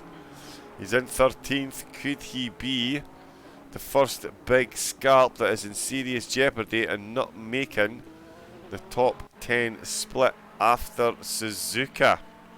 And if he doesn't, does that instantly make him favourite for the bottom split? My brain is pickled. So's mine. Yuri B's just come into the pits. Ooh. Interesting. Is that for another stop? It wasn't a drive-through. Ooh, SOP cool and mix 64. Did Yuri B get damage? Don't know if he did. I mean, it couldn't have been very much damage because he was still 8 seconds ahead of Carmentalist, who's now leading the race. I'm beyond. Oh, he's the wrong way around. Mix is the wrong way around. It looks like him and Kulafon are coming together on the exit to the source. He's stuck. He's stuck. He's not going to be able to turn round. No, until the rest of the field goes past. Wow. Oh, right there. Thank God for that. But I would like to find out why Yuri B is boxed. It might be for damage, actually. Because why would he box again? That's given Carmentalist the race lead. And that's given Floppy Fox P2 and Cure P3. Or does this... Or is this a 2-stop race? I don't know. My mind is lost right now. Yeah, I'm I think bewildered if as guys well. in the chat are probably be like, what is going on? And we didn't see what was happening because Yuri was dominating. And we wanted to focus on other things. We can't just focus on Yuri all the time. Yeah, So, amazing. yeah. Hopefully we can hear from Yuri at some point, maybe in the ACC chat at the end. It may have just really lost it somewhere and hit something and we just didn't notice. But Car Mentalist leads a net race leader. Flying Foam stays out for another lap. 25 minutes to go. He's been out there for a while, 21 laps in, with 25 minutes to go. The chat is alive. Jixer and Dr. Nailbender in there. Schwade, did Car Mentalist change tyres? No. Himself and Yuri B had identical pit times. Definitely didn't change tyres. Yuri's been so dominant. What's happening, says Dexter. Honestly, can't I get my head around it at all. He's back out of the pits and he's in 10th position with Blue Mosquito all over the back of him. So whatever he did in the pits here, he didn't change tyres on that pit stop either. So he's come in for a splash and dash perhaps, and maybe he miscounted his fuel. Perhaps he started the race. He might have done, or he's not. But got that to is be a fuel. huge blow. Because if he wants to get into the top 10, he's got to get a good result. He's got to get a good result. TP10 won't cut it, I don't think. Because he only scored 2 points last week. He's going to get another 3. And there's going to be people that didn't score well last week. Like Kill, for example, that could jump up. Wow. Or it might be just fuel like we talked about. We talked about fuel being so important in Spa. How did we just jinx Yuri? I think we might have. I don't know who's done what. I don't know if somebody's got their sim racing voodoo doll out or what's going on, but Yuri B. Wow, we were talking about potentially Leon being the first big scalp that could find themselves outside the top 10 after week 3. Yuri B, pole sitter, won the pre-season race, and the racing gods have simply not been the kindest to him during the actual point scoring races, and he finds himself absolutely on the bubble. As Jess just pointed out, he's only had, he's had a big wiggle there, and I'll tell you what, Blue Mosquito could take away 10th position from him here. We know that Blue Mosquito really does come alive in the second phase of the races with the headlights on coming into La Source. Potentially side by side, Mosquito decides better of it, and the reason he does that is because he knows if he can hang on here up through Radion and Rouge, the Camel Straight will give him all the slipstream he needs to force the side by side through Lake Coombe and Malmedy. Oh, he gets a very good entrance there up the hill. He's a bit out of contact there then, so it's not going to be on this lap if he does get the move done on Yuri B. Yuri fighting for his top tier championship life at the moment. Corrado looks like he is about to lose another place here in the Aston Martin. Did hear a couple of drivers say they weren't very comfortable with the Aston Martin out here. Art Connor definitely is currently running in 5th. He'll be keeping a close eye on when Flying Froome comes into the pits with 22 minutes to go. We're 22 laps in. Froome is still out on track. Leon Seeley not managing to get close enough on this go round, but he's definitely got a bit more pace than Corrado at this stage. In fact, there we go. Ooh, goes side by side. Oh, and a little bit. Was that a little touch there? I think there might have been the slightest of touch. Yep. He's going to try and go up the inside with the Porsche. Wow. There we go then. Leon making himself up another position. Finds himself up to 12th. Corrado down to 13th. That is points indeed, and that's exactly what he's going to be needing. Especially when you've got drivers like Yuri B finishing so far down the order. What has gone on with Yuri?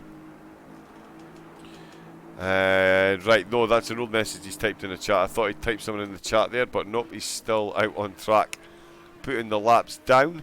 Speaking of which, Flying Froome, he's coming at the bus stop chicane. Will he take the right-hander into pits? No.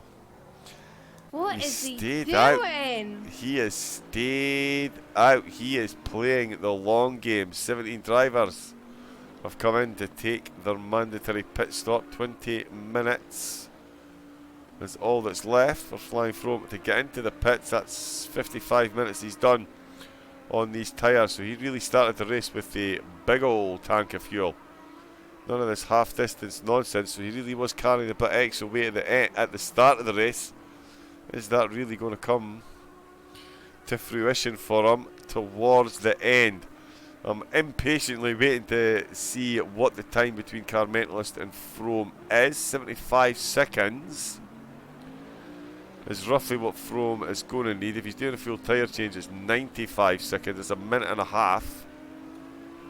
But we'll see when Car Mentalist crosses the line. No, we won't. Why is it telling us the difference between Frome and Car Mentalist? Okay. The timings have messed up, but I was about to say a different word there. I was getting told off by Dexter. Bit early in the evening for that. Bit early in the evening for that. It's not even 9 o'clock yet, so yeah, we're not allowed that. Yeah, we're not allowed to call it like it is. No, which is unfortunate. But Casper has got past Blue Mosquito. So yes, he has. Is up to a 10th position. And he is 1/10 behind Yuri B. Yuri B is struggling, I think. He's losing a lot of time, and I did screenshot the qualifying results. Casper started low down, don't forget. He started 14th, and he's up to 10th right now, so he could be in contention for the comeback point. Your Giggle Mate has dropped down to last place, so he's having a bit of a met at the moment. Iggy's dropped down a few places. Leon started 13th, he's up to 12th. Corrado started last, he's up to 13th. So, for his standards, it's a pretty good race. 1 place short of a point. So close yet so far. 1.5 seconds. That could be an interesting fight to see at the end of the race. Corrado could sense points at his fingertips. But he's got to push. He has got to push right now. Flying Frome, well, we don't know how many positions he's gained because he hasn't boxed yet. Floppy Fox started 7th. He is in a net P2 right now. Cool started 2nd. He's down into the net P3. Connor's a net P4 and he started 8th. So, yeah, we thought he started higher than that, but my bad. So there's a few gainers and there's a few losers as well. Bruno has started 3rd, he's down into 5th, 6th position. We've got 80 minutes to go of this race.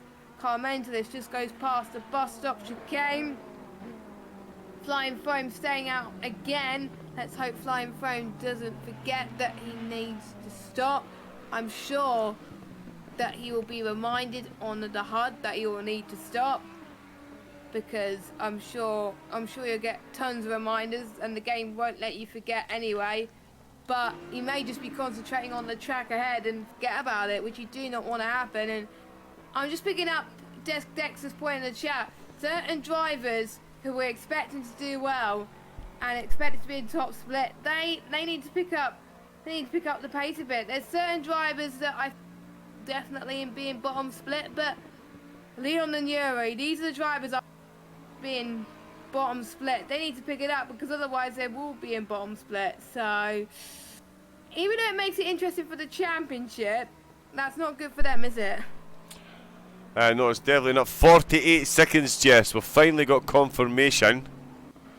60 48. seconds, 70 seconds. Flying Frome is driving at the moment for a top 4 position. Wow. Yep, he's currently So looking at maybe top 4. staying out is the best decision for him then.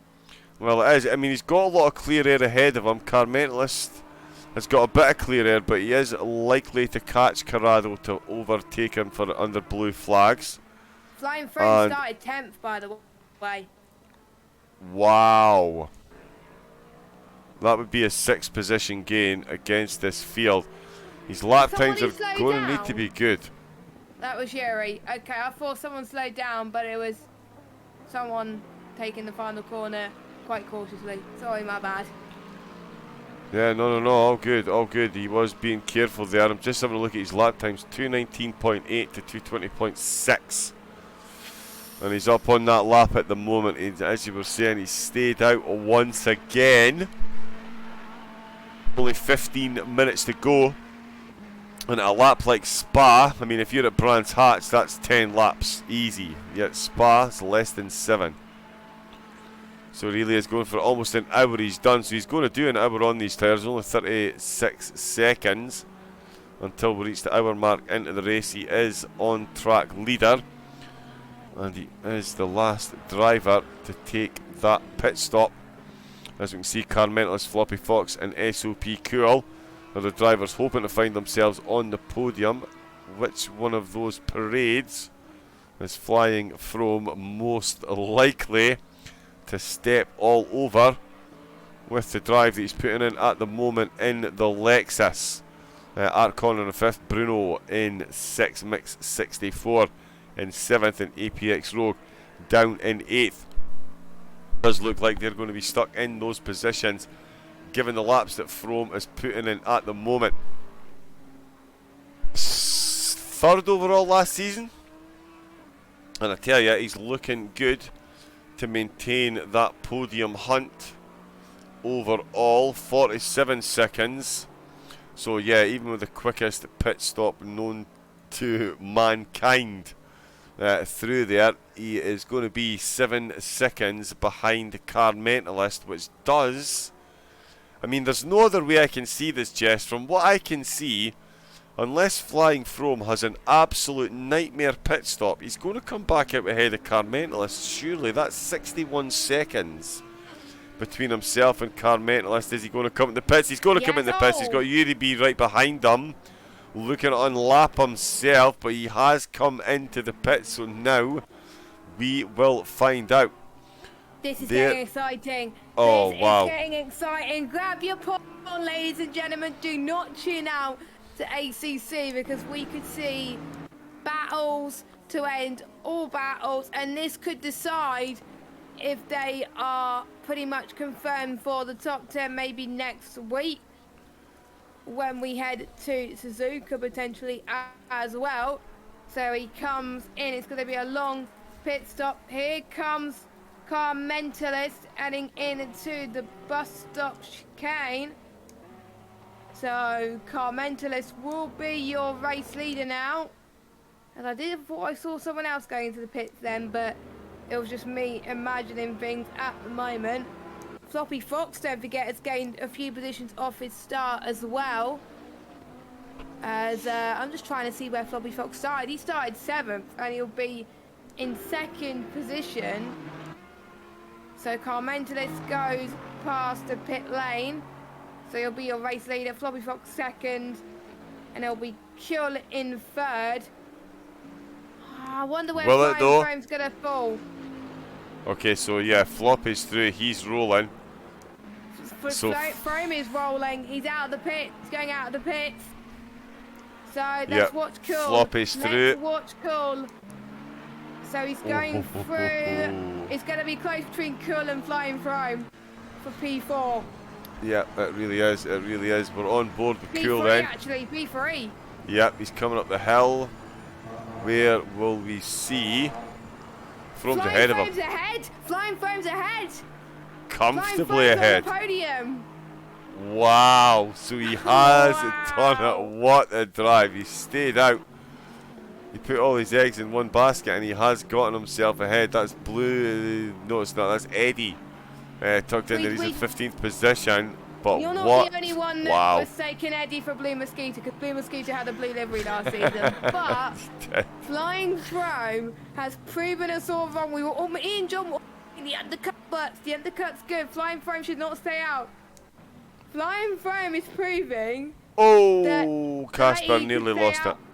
Casper nearly lost it. Flying Blue Frome is Mosquito's proving back that in the 10th, yep. if you have some clear air and not involved in a battle, that you could be up for a podium. But as well as Eddie is trying to unlap himself, I can tell by the way he is driving at the moment. He thinks he's fighting for a position, which he is not.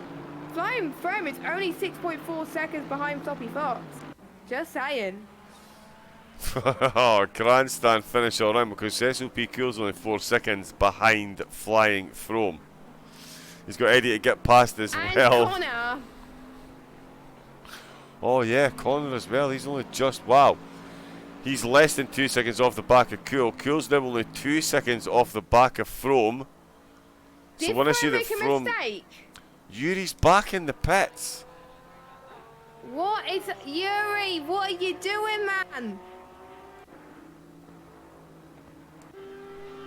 Is it a game What is glitch? going on Please with that? don't tell me it's a games glitch. Yeah, that's... I love Phantom Bump so much, he's saying in the chat, Yuri. So I don't know if he's picked up some damage or something there. Oh, it might have been he's picked up damage twice. Leon Seeley has been promoted into the points. Casper in 10th, trying to get past Blue Mosquito. We've just seen the counter move being made. Corrado's going to go through as well. I think Yuri might be retiring Yuri. to the pits. Unbelievable scene. Spa. Gotta love it. Gotta love it. Gotta hate it. It provides entertainment drama every single time. And Yuri B. Could we see our first retirement? Wow. I mean, the corner, it blows. He was on pole position. He did a sub 2 minute 18. Absolutely. He was dominant. I am asking because he's in our drivers chat now, so I am asking him to see what if his lane stop is long enough. I'm going to ask him what happened. If not, we'll have to wait. Cool is 1.1 seconds behind Flying Frame. This is a battle for the podium, a three-way battle for the podium. Because don't forget, we've got Connor in there as well. It's going to be so hard to choose driver of the day, I can tell you that. And Eddie is definitely something to watch out for because he's got a part to play in this as well. He is in the middle, in between SOP Kull and Art Connor as well. And Flying Throne is hoping Eddie holds these guys up so Flying Throne could just flow away to the distance. 9.5 seconds, Flying Throne is losing a bit of time as we speak to Floppy Fox. So, unless Floppy Fox makes a mistake, I would say P2 is his. But Car Mentalist is still leading. But I don't know how much actually. Apparently he's a lap ahead of everybody else. Because he's just finished his lap. They're all coming into the bus stop chicane at the moment. So, yeah, 22 seconds. 22 seconds. That is massive. It really is a big gap there. I don't know why the rear camera on that's Phantom bump weird. in Radion. That's what costed Yuri. Oh, damn it. Whoa, I think there was got a very few people close. that mentioned Yuri, and he's in the pits for a long time. So I think that the second pit stop he did was not damage. The pit stop he's doing now is definitely for damage. I'm almost certain it's definitely for damage. So he's now in. I can't believe I'm saying this. Yuri is in dead last, and he's so gutted. He's in the chat. Such a joke, such an easy win. I got to agree with you, but we're not using just the standings as a marker to decide on who will be in top split and bottom split.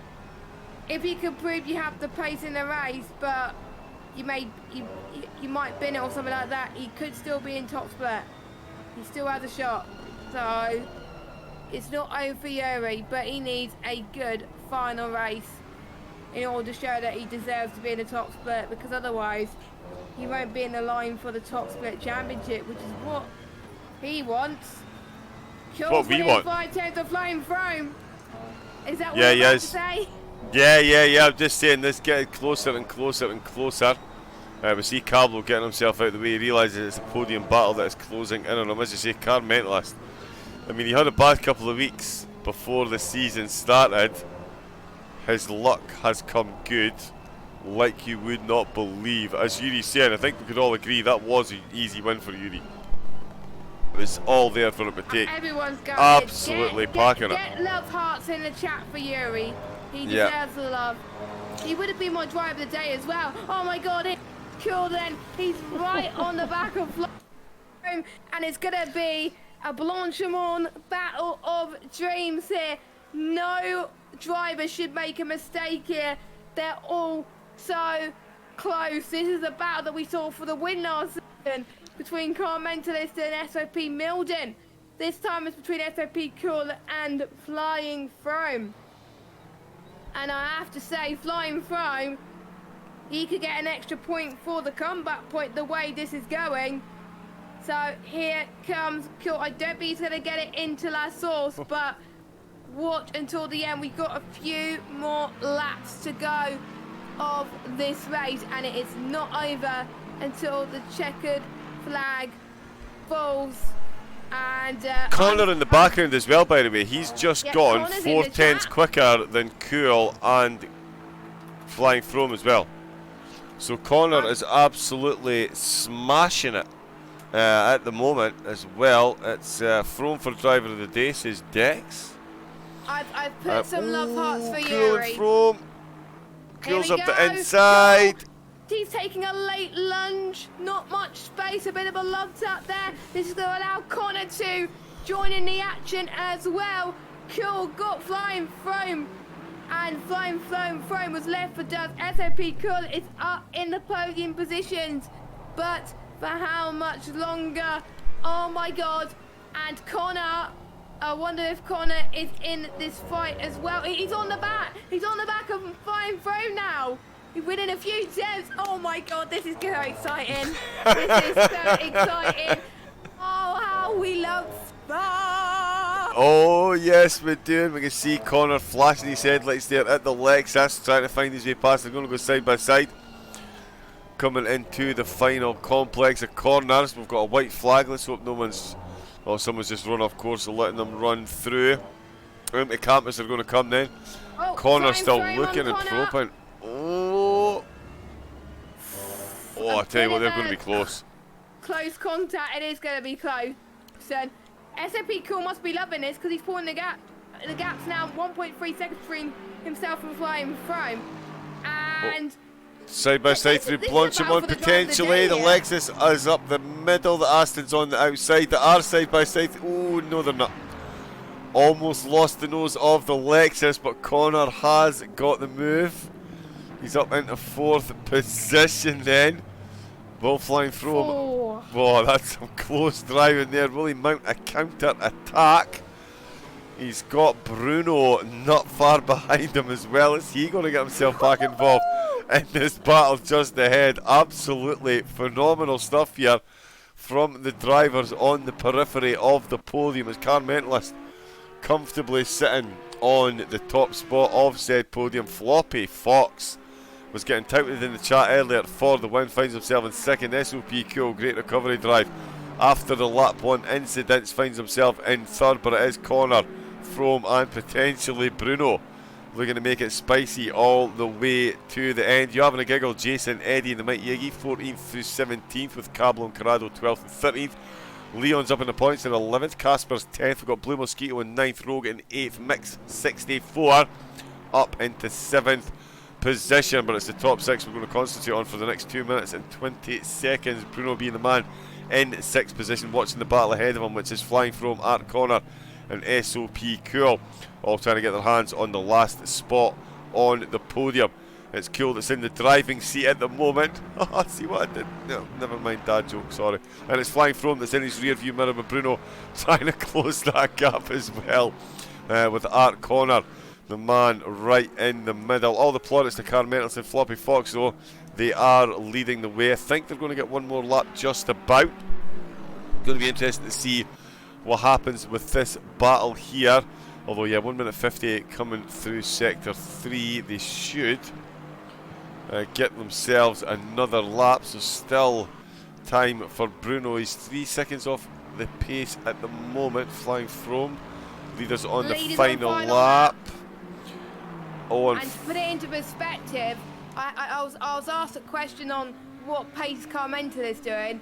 Car Mentalist's last lap was a 2 minute 19.518. Car Mentalist's best lap time was a 2 minute 18.345. I don't know if that's fastest lap, but that is pace if I see one. I'm looking at Floppy Fox's pace. Yuri's fastest lap of the race was a 2 minute 18.264. So Yuri has the fastest lap at the moment. Floppy Fox 2 minute 18.882, but his last lap was a 2 minute 20.043. So it shows the car mentalist and Yuri B were ahead than the rest of the field, but that's what happens in racing, unfortunately. And we've got a certain someone who's just taken a new job in the chat, John, who is wanting to find out what is this. Hey, Kane, how Mr. we doing? Kane. He'll be packing up the truck, getting ready to go start driving. We were giving you big shout outs earlier on, Kane. I'm saying congratulations on the Good job. luck with your Bittersweet. job. Yeah, Good luck with bittersweet your this job. evening, saying goodbye to you, but having Jess back in the commentary box, which is obviously 1 week fantastic. only. 1 week 1 only. week only. Extra pressure for me, though. I've got to sit and push the buttons in the background while the goddess of commentating herself is breathing down my neck and keeping me as honest as the day is long. She's not too bad a taskmaster, I promise. But yeah, Kate, thank you for joining in, but have a good day at work. We're gutted that we're not going to have you at One Hub anymore or doing as much commentary all over. Sad face. I know, very, very, very sad face. But you will get to listen to it now while you're working away, so at least there is that. You will now at least have a very good reason for not getting a word in during one of my broadcasts. It's because you'll only be watching. Usually you don't get a word in while you're trying to do the broadcast with me, mate, so at least I won't be able to interrupt you. But yeah, you're right. When does Spa not give us anything more than a ridiculous amount of action? Yep, let's watch the race winner cross the line then, shall we? It's not something I'm very good at doing normally, but Car Mentalist returning championship. All the luck in the world. Finds himself in second position. First position overall and winning the race. I know I was going to do the monologue. I'll wait till he gets in here because he was second for most of the race. But he gets that stroke of luck with Yuri B having the space bump issue. And it is the checkered flag for Car Mentalist. Floppy Fox finds himself on the podium. Spot number 2 in SOP Cool with the fellow Ferrari driver. Finds himself taking the checkered flag for the last spot on the podium. Third place. Those 3 drivers all but confirming their place in the top 10 after the season split. A few mathematical connotations to go through, but it's certainly looking good for those 3 as well as that Connor in 4th, Flying From getting himself some good points in 5th. Bruno coming home in 6th position. Mick 64 won last week with a 7th position this week. That's definitely looking good for him, securing a spot in the top 10 split as well. There's APX Rogue. We know he's got pace. We saw him on the podium last week. Didn't get the rubber of the green with the luck this week. He's going to finish this race in 8th position with Blue Mosquito coming home in 9th. There's Casper going to get himself a 10th with Leon Seeley in 11th. Corrado's already been given the checkered flag in 12th, as is Cablo in 13th, the mighty Iggy in 14th, Eddie 15th, Jason in 16th, you having a giggle, mate, in 17th position, and Yuri B in the pits took pole with a sub 2 minute 18. Did not get the luck he would have been hoping for, and he finds himself at the back of the grid. Points for fastest lap of the race, but I'm sure that won't be much consolation for the Ferrari driver. Lap of the race. Oh no, they don't. Sorry, It's no, for they don't. comeback points. Wow. So yeah, wow. So really did draw a massive blank there for Yuri B. So absolutely not the round 2 he'd been looking for, especially given the result he got in round 1, Jess. Yes, there we go. So that was, at least we actually raced properly this time compared to last season. No Corsa Spa. Hallelujah. Hallelujah. So Car Mentalist wins then, and again we get to hear him in the interview box. He said he wanted a race victory today, and guess what? Hurrah, he got one. So that is all good, as I'm going to be sending the results to our results man. We could get the comeback point. If not, it will be revealed next week. So because our results man is quite a busy boy tonight, doing some other things. So he's probably not going to have the time. But hey ho, it happens. But we got to pick our driver of the day, haven't we? We've got so many to choose from, but we can only pick one each. Well, you're only here for 1 week, Jess, and ladies before gentlemen, so Well, it's got to be flying for him. It's got be flying through him. He started 10th and he's up to 5th, and he pulled up the great pace to go ahead of certain drivers. So my question for you is, after 1 week off, did you really think you were going to battle and get as high as you did tonight in Spa? That is my question for Flying Frame. I probably worded it wrong, but I'm sure whoever gets to type these questions will probably think a different way to word it than I did. But Flying Frame is my nomination. And Jess, what are you doing to me? Well, I got first pick, so You did. You did say I would have first pick, so. I tell you what I'm going to have to do. I'm going to have to go for Floppy Fox. What I want to ask him is, can I have his setup for Spa? But I won't do that. That would be unprofessional. Yeah, just overall, how did you feel that race went for you, and which stint do you think was the one that sealed your podium, stint 1 or stint 2? So there we go. Floppy Fox, my nomination for driver of the day, and Jess, of course, nominating Flying Frome. Yes. In the Lexus. So those drivers will get themselves an excellent little trip into the media day room, and we'll get some answers from them next week, of course. All top 3. We got all We the do. top Cool 3. was in here like a rocket. He was in that comedy box waiting to be interviewed like a man possessed. It's great to see so many Ferrari drivers in the comms box waiting to be interviewed. Hallelujah. Once again. What do you think, Jess? What order will we go? Top to bottom or bottom to top? Well, Carmentalist was waiting a long time last week, so should we He get was. him We'll first? get him in first. I'll tell you what, we'll do that then. We'll do that. Do first to third this week. Let's go first to third. That does mean that once again joining us in the commentary, but it's raining. Are you kidding me? The server's just reset and it's raining. Dex, you are fired. Can someone at One Hub please get Dex a memo? You are sacked. Nick, you know what to do, Nick. What is going on? Raining after the race. You just can't get the staff. You just cannot get the staff. My goodness me. That's what happens when you forsake Ferrari, Dex. That's just saying.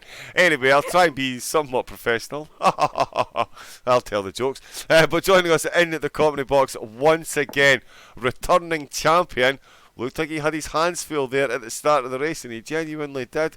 Got himself a bit of luck with some space bumps that have seen his own race ended. So shoe on the other foot this time, and it is Carmentalist coming home to take the race number 2 win in exactly the same fashion as last season. Second in race 1 of the season, and then it was wins all the way. Carmentalist must be buzzing from ear to ear, my friend. How are you getting on? Yeah, oh good, thanks. Yeah, I definitely am buzzing for me to hear, like you say. Oh, by the way, thanks, Dex, for making it not rain during the actual race, because I think I would have died. Sorry, we're having some problems with your microphone there, Carmentalist. You seem to be breaking up. No. No, that's a joke. Don't be congratulating him for no rain. You're getting sacked. Oh my word, I got played there. Yeah, I'm really happy with it, and yeah, like you say, started off with the second place finish and then to come home with a win today is really great. It doesn't feel as earned as other wins as I've had in the past, but I'm still pretty happy with it. Oh yeah, I'd be absolutely delighted. I mean, listen, to finish first, you must first finish, and that is exactly what you did. APX Rogue in the chat, ask Carmentalist how the hell did he survive Rouge so much? Because he didn't survive it once. So now he knows what not to do, and drivers like Carmentalist very rarely make a mistake, let alone the same one twice. Don't tell him I said that. Don't let him think I'm being nice about him. Carmentalist, as far as the pit stop strategy went, were you influenced by what was going on around you? Did you follow Yuri B straight in to counteract that, or had you planned on jumping into the pits at that point in time anyway? I'd planned it anyway, to be honest. I can't remember what race it was, but it must have been an SOP race where we did something similar. Yeah, it was the SOP race this season at Spa, where I did the strategy of only doing fuel instead of tyres. And at the end of the race, people were so much faster than me on a fresher set of tyres. So I thought, I'm just going to do that. I'm just going to split the race in half and put a fresh set of tyres on the car so that I'm not struggling at the end, especially obviously in the colder conditions at night as well. A fresh set of tyres would have been massively beneficial. And Yeah, I'd planned to split the race in half. I came in a little bit earlier only because I'd underestimated how much fuel I was using, so I had to put a little bit more fuel in for the second stint. Not too much, but a little bit more. But yeah, I was surprised to see Yuri in at the same time as well. I think we just got lucky in that sense that it played out in that way. And then obviously Yuri B's pit stall was, I think, literally just one Yep. behind mine, so I couldn't see my pit box, so I almost missed my pit box, which is why my Oof. pit stop was quite slow. So Okay. yeah, that's why my stop was quite slow, because I almost missed my box, and I had to repair about 2 seconds worth of damage from the start of the race. So yeah, but at that point I didn't think I was going to win anyway, because Yuri just had the legs on me, a couple of tenths a lap or something. It wasn't much, but I wasn't pushing to the maximum to try and catch him, because I mean, at this point in the season it's just not worth the risk. So yeah, that was kind of the plan the whole way through. Yeah, that explanation's just ruined two of my next questions, actually, because I was going to ask you about the layout of the season, obviously, because you obviously knew at that point, and you've just answered the question first, but you obviously know at this point, another podium, and that's you. I mean, you are guaranteed now to make it into the top 10, so Suzuka could be more of a testing round. So I was going to say, did that play into your on-track strategy? And as you've just said, it did with Yuri B being ahead. So we'll move on. How much could you not believe your luck when Yuri came in to take that second pit stop? Yeah, it's a shame really, because Yuri was having a really good Wow, race. And yes. yeah, and I know Yuri from past, obviously from Indigo Line. We've worked together before, so I know him quite well. And it was nice to see him having a good race, because obviously he didn't have a very good time of it last week, unfortunately. But yeah, I don't know what happened. Did he hit the wall at the top of Radion, or I didn't see? Yeah, don't clipped know. it. We Yeah, didn't see we're it not on stream 100% because- sure. We didn't catch it on stream, no. Yeah, I just saw coming round. Yeah, coming up the top of Radion, I saw that I'd gained about 2 seconds on him down the Kemmel Straight. So I thought he's obviously had. I thought at the time he just had a moment at the top of Radion and he'd got going again. But then I saw in the middle part of the lap he was understeering like mad. So I thought he's obviously hit the wall in some sense, or damaged something. So yeah, it's a shame for Yuri, because I think without that it would have been a pretty solid and easy race win for him. And yeah, that's now the second race in a row now where I think he's finished outside of the top 10 now in both races. So it's all on Suzuka for him really to try and make it back into the top 10. But yeah, that's the way that the cookie crumbles, and that's the way that this layout is. You've got to weigh up the like I mentioned earlier on. You've got to weigh up the risk versus the reward, and in that sense, maybe Yuri was just pushing a little bit too hard and threw away the win. So yeah, that's just part of the season really, and It's all down to motor racing. yeah, that's luck of the draw really, isn't it? It's a shame for Yuri because he was having a really good race, but at some point in the race you have to measure your speed versus what you're actually going to gain from it, and I think maybe at that point in the race he hadn't necessarily done that. So yeah, that's my take on it at least. Yes, there we go. Jess, any questions for Carmentalist before we let him go and have a celebrationary whatever it is Carmentalist does to celebrate, and we'll get Cool and Floppy Fox in. What do you do to celebrate Carmentalist? I bet you're like swinging bottles of champagne and caviar and all that posh stuff, no? Yeah. The amount of times I've been called posh, unbelievable. In class, it's unreal. I'm going to go downstairs and have a coffee, probably. Yeah, and a few Findus crispy pancakes with some bird's eye waffles and beans. Ooh, that would be good, actually. That would be really good. Now I'm going to have a coffee and a couple of bourbon biscuits. Yes, love it, love it, love it. Let me get a word in edgeways. It's great. No, Again. sorry, Jess. Sorry, Jess. Ladies before Jess, please do ask a question. Well, obviously, last season we know what happened for you to lose that win. Is this kind of redemption for you after last season? Yeah, I would definitely say so. I think up until the start of this season, I was still gutted that I missed out on that win, because it could have been a clean sweep last season, which would have been amazing. But yeah, just feel like redemption, definitely. I feel good about it. It would have been better to win it on pure speed and not through a similar circumstance to how Milden won it last season. But it's a win's a win either way, and even with Yuri's mistake, I was still comfortably clear of the rest of the field anyway. So yeah, and the fact that it's my first win in a new car as well. Only my second race in that car, and it's a first win. Yeah, really happy with that. Brilliant. Best of luck for Japan, and I know you're not going to take it easy. I know you're going to fight for the win in every race. So best of luck next week. Thank you. It's Suzuka. I've got to win it. I said it before the start of the season that I'm looking forward to Suzuka. So if I don't win, I've let myself down. There you go. So you heard it here live on the ACC Twitch channel. Carl Mendelis is fighting for a race win, even though he knows it through to the top split. There we go, folks. We'll let you celebrate, my friend. Brilliant. Thanks, and thanks to Comms as well. Nice to talk to you again, Jess. Hopefully we'll see you back in the future. Maybe. Who knows? Who knows? Who knows? If John lets you get word. Yes. Who, me? Me? I resemble that remark. Sorry, resemble's probably a better word. But yeah, there we go then. Car Mentalist, ultra nice guy, great sense of humour as well. Just gets more annoying every week, doesn't he? And he'll rack up more race wins before the end of the season. And he is definitely now hot favourite to take the title and retain it. Once he's done magnificently well with the race win tonight. Let's get next man into the box. Is Ferrari driver number 1. Jix is in the chat saying apparently they're all very vocal. Well, let's see how Indigo Lime Evo Ferrari driver does. Second place on the podium. Finally finds himself up there. It is Floppy Fox. How you feeling after that one, bud? Hello? Hello. Is his microphone on mute? You there, Floppy? Floppy. Hello, this is the commentary booth speaking. Ground control to Floppy Fox. Right, I'm singing David Bowie now. What's going on? I'll tell you what we'll do then. We'll drag Cool in. Yeah, we Are might you there, as well. Floppy? Yeah, we'll get Cool in. He is waiting patiently. He does live not too far from me. In fact, I think I actually heard him cheering on that podium he just got himself all the way from Perth.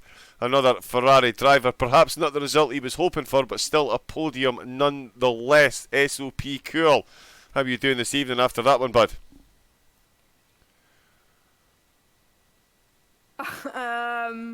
Oh, he's gone. He's gone. Was it something I said? Was it something that I said? We'll get him back in at the moment. Yep, let's have a look and see if he's available. Do we have Fox or Cool? Someone speak. I know I don't let Jess get a word in edgeways, but please, I'm interviewing you guys. I will let you speak. We're not that bad, are we? No, but only bite if you ask really nicely. We don't bite normally. Nope. Well, whilst we wait, Floppy Fox is trying. He is trying. Did you see that? Yeah, his little microphone thing flashed up, so I'm not sure. Is he connected? Floppy, have you still got your audio going through the PlayStation, bud? Yeah, probably that's why he's probably got his headset. Probably, I don't know. But whilst we wait, I'm going to tell you the comeback points. We worked Hurrah! I worked out comeback points whilst we were interviewing. You see, I've screenshotted for a reason. Legend. So,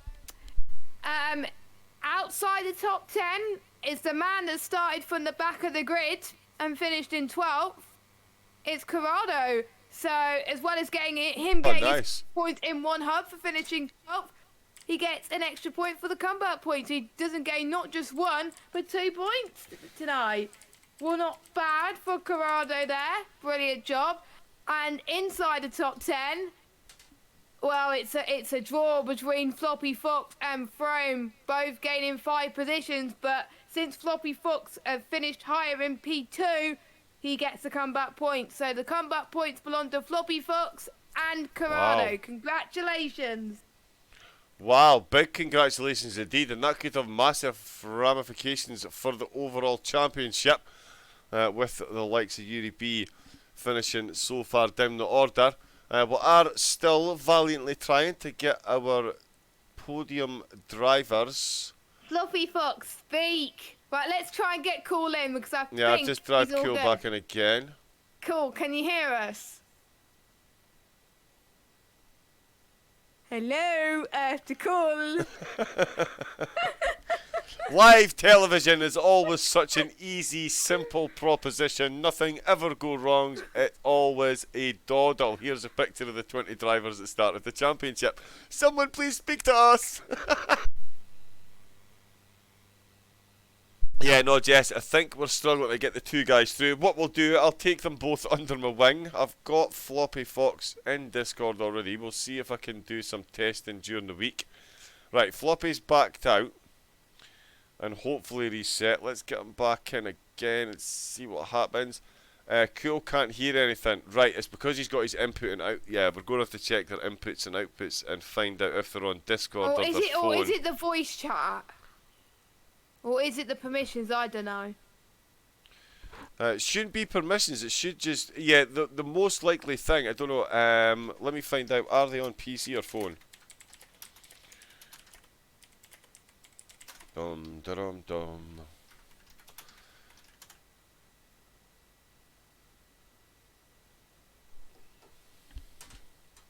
This is weird. Yeah, it's the input and output sources. It's the input and output source. And they can't hear us, so we can't really tell. Well, if you could hear us, go on to settings and voice and video and then change your input device to your headset or whatever. If they can hear us. They may be able to hear us on stream, so hopefully I'm not talking to a brick wall. Oh wait, do I hear something? Oh no, it's just John's mic. It's just me giggling away, sorry. I had hope. Well, let's try and get Floppy Fox. Are you there, Floppy? Please. And let's give He can hear cool, but not us. Oh. So it could be the chat.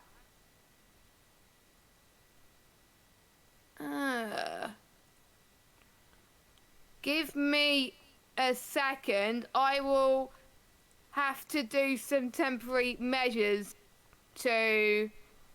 I don't worry. I will get them to speak. Right. One more time, Floppy Fox. One more time. Hopefully you hear us. No. Right, yeah, Floppy Fox, if you can hear cool but not us, are you both in a PlayStation party still? How is it you're trying to communicate with us, bud? Are you on your phone? Or are you using remote play on a PC? Because if you can hear cool and not us, that would suggest to me that you're both in a party chat, maybe on a PlayStation? Because your mics aren't flashing. Kills on phone. What? Right, wait a minute. I'm going to... Give me 2 seconds, Jess. Okay, no worry. Well, there's John now. Okay, hello. Jess. Hello. Yeah, for some reason they don't have permission to talk in the commentary box. I've just dragged you and I into waiting for interview, and we can hear both of them. I was worried they were going to swear there. Carmentalus was able to speak. Yeah. He's used to be in the commentary box. Yeah, he's got extra privileges. He's got extra privileges. That's what it is. That's because he's returning chat. No, I don't know, Jess. That's. I'll have to speak to our Discord guru, KK, because he may know. We'll get that sorted. But we'll crack on with the interviews now that we've got them. Ladies and gentlemen, second and third in our race here tonight at Spa. One of them's even Scottish, and they both drive Ferraris. I'm in absolute heaven. Let's start with the Indigo Lime Evo driver that took second place overall in the race, much to my delight. What a drive, Floppy Fox. How are you feeling after that one? Yeah, it was a really good race. Starting was a sixth, and yeah, pulling up. It was very dicey at the beginning. The first few laps were, a lot of shoulder barging and elbows out. But yeah, got through that, and no, it was. I went in the pits early, thinking try and do an undercut, and didn't take any tyres. Wish I had, but in the end, I actually think it worked out for me. Right, okay, yeah, there was a lot of consternation in the chat. Will drivers take tyres? Well, not. We found out Carmentalus did take tyres. He was grateful that he did. You're saying it worked out quite well. You got yourself on the podium, so definitely a different experience. You're in the Ferrari, of course. he is in the Audi. This result, I do believe, puts you pretty much in the safe zone for getting yourself into the top split. It's very close. It's a point or two next week, and that's you in the top split for the second half of the season. Must be very, very, very happy with that. Yeah, it wasn't the best race last week, but yeah, I was determined to get a result, to be honest. And yeah, I'll be putting in some more practice for the next race. And yeah, I've managed to free up some more time. I think that's been my issue that struggling to get some practice in. Right. But yeah, moved a few things around. So yeah, hopefully, get some better results coming, over the line. It should be good. Looking forward to the next one. Yeah, did you feel any pressure on this one? Because as you know, yeah, we've got the split season, a podium here, it pretty much puts you through. You got the comeback point as well. Got yourself a decent points haul from this one. Did you feel any extra pressure towards the end of this one to keep it on the podium, or was it just a case of head down another race, we'll worry about it one race at a time? Yeah, I do think one race at a time. I'll think about what's happened and then watch the stream, and then that's it, move on to the next one. So that's kind of how I deal with things. But yeah, I mean, even in the race, I saw Froome coming out at pits. I knew, cool, he'll probably tell you he'll got some tyres, and he was flying. He was catching me up at one point pretty quick, and yeah, it was pretty yeah, like I say, a lot of pressure. I was feeling it, looking at behind me at all times, expecting a cool flying up behind me, but yeah, it was just had enough to stay in front. Yeah, it was good. Yeah, speaking of cool, I know he's in the chat, but you were going to get asked this question whether he was here or not. You were going to hear it on stream. He really was showing some phenomenal pace. That early contact, saw him dropping back down the field. He really was carving his way back through, showing some immense pace towards the end. Did you feel under pressure for him, or were you confident you had the second place in the bag with a bit of time to spare? No, like I say, he was flying. I could tell. You could very quickly tell who was taking tyres and who wasn't. Right. Just by the times, like I was slow, and a few others were slow, but you could tell the ones that were quick. And yeah, when he came out of the pits, I think he was 10 seconds behind me, something like that. And yeah, it was very quickly. He was catching me up. So yeah, it was, like I say, yeah, a lot of pressure to run through that, and yeah, it was good. It was an enjoyable race. Yeah, it was just good to get over the line, to be honest. And like I say, grab some points, well needed points, and yeah, just move on to the next one, see what I could do there. Yeah, well, I mean, that's 18 points you've taken from today, with the 17 for the second place and a point for the comeback. So that puts you on 18 overall. It's in a very strong position. How are you going to use that going into Suzuka next week? Obviously, you don't want to be too complacent. It is still a race, points up for grabs. Anything can happen. But do you potentially see yourself taking it slightly easier and not want to get involved up at the front, or are you still going to be gunning for podiums just to make sure that you're definitely in that top split come week 4? Yeah, you've got to go as hard as you can. Yes!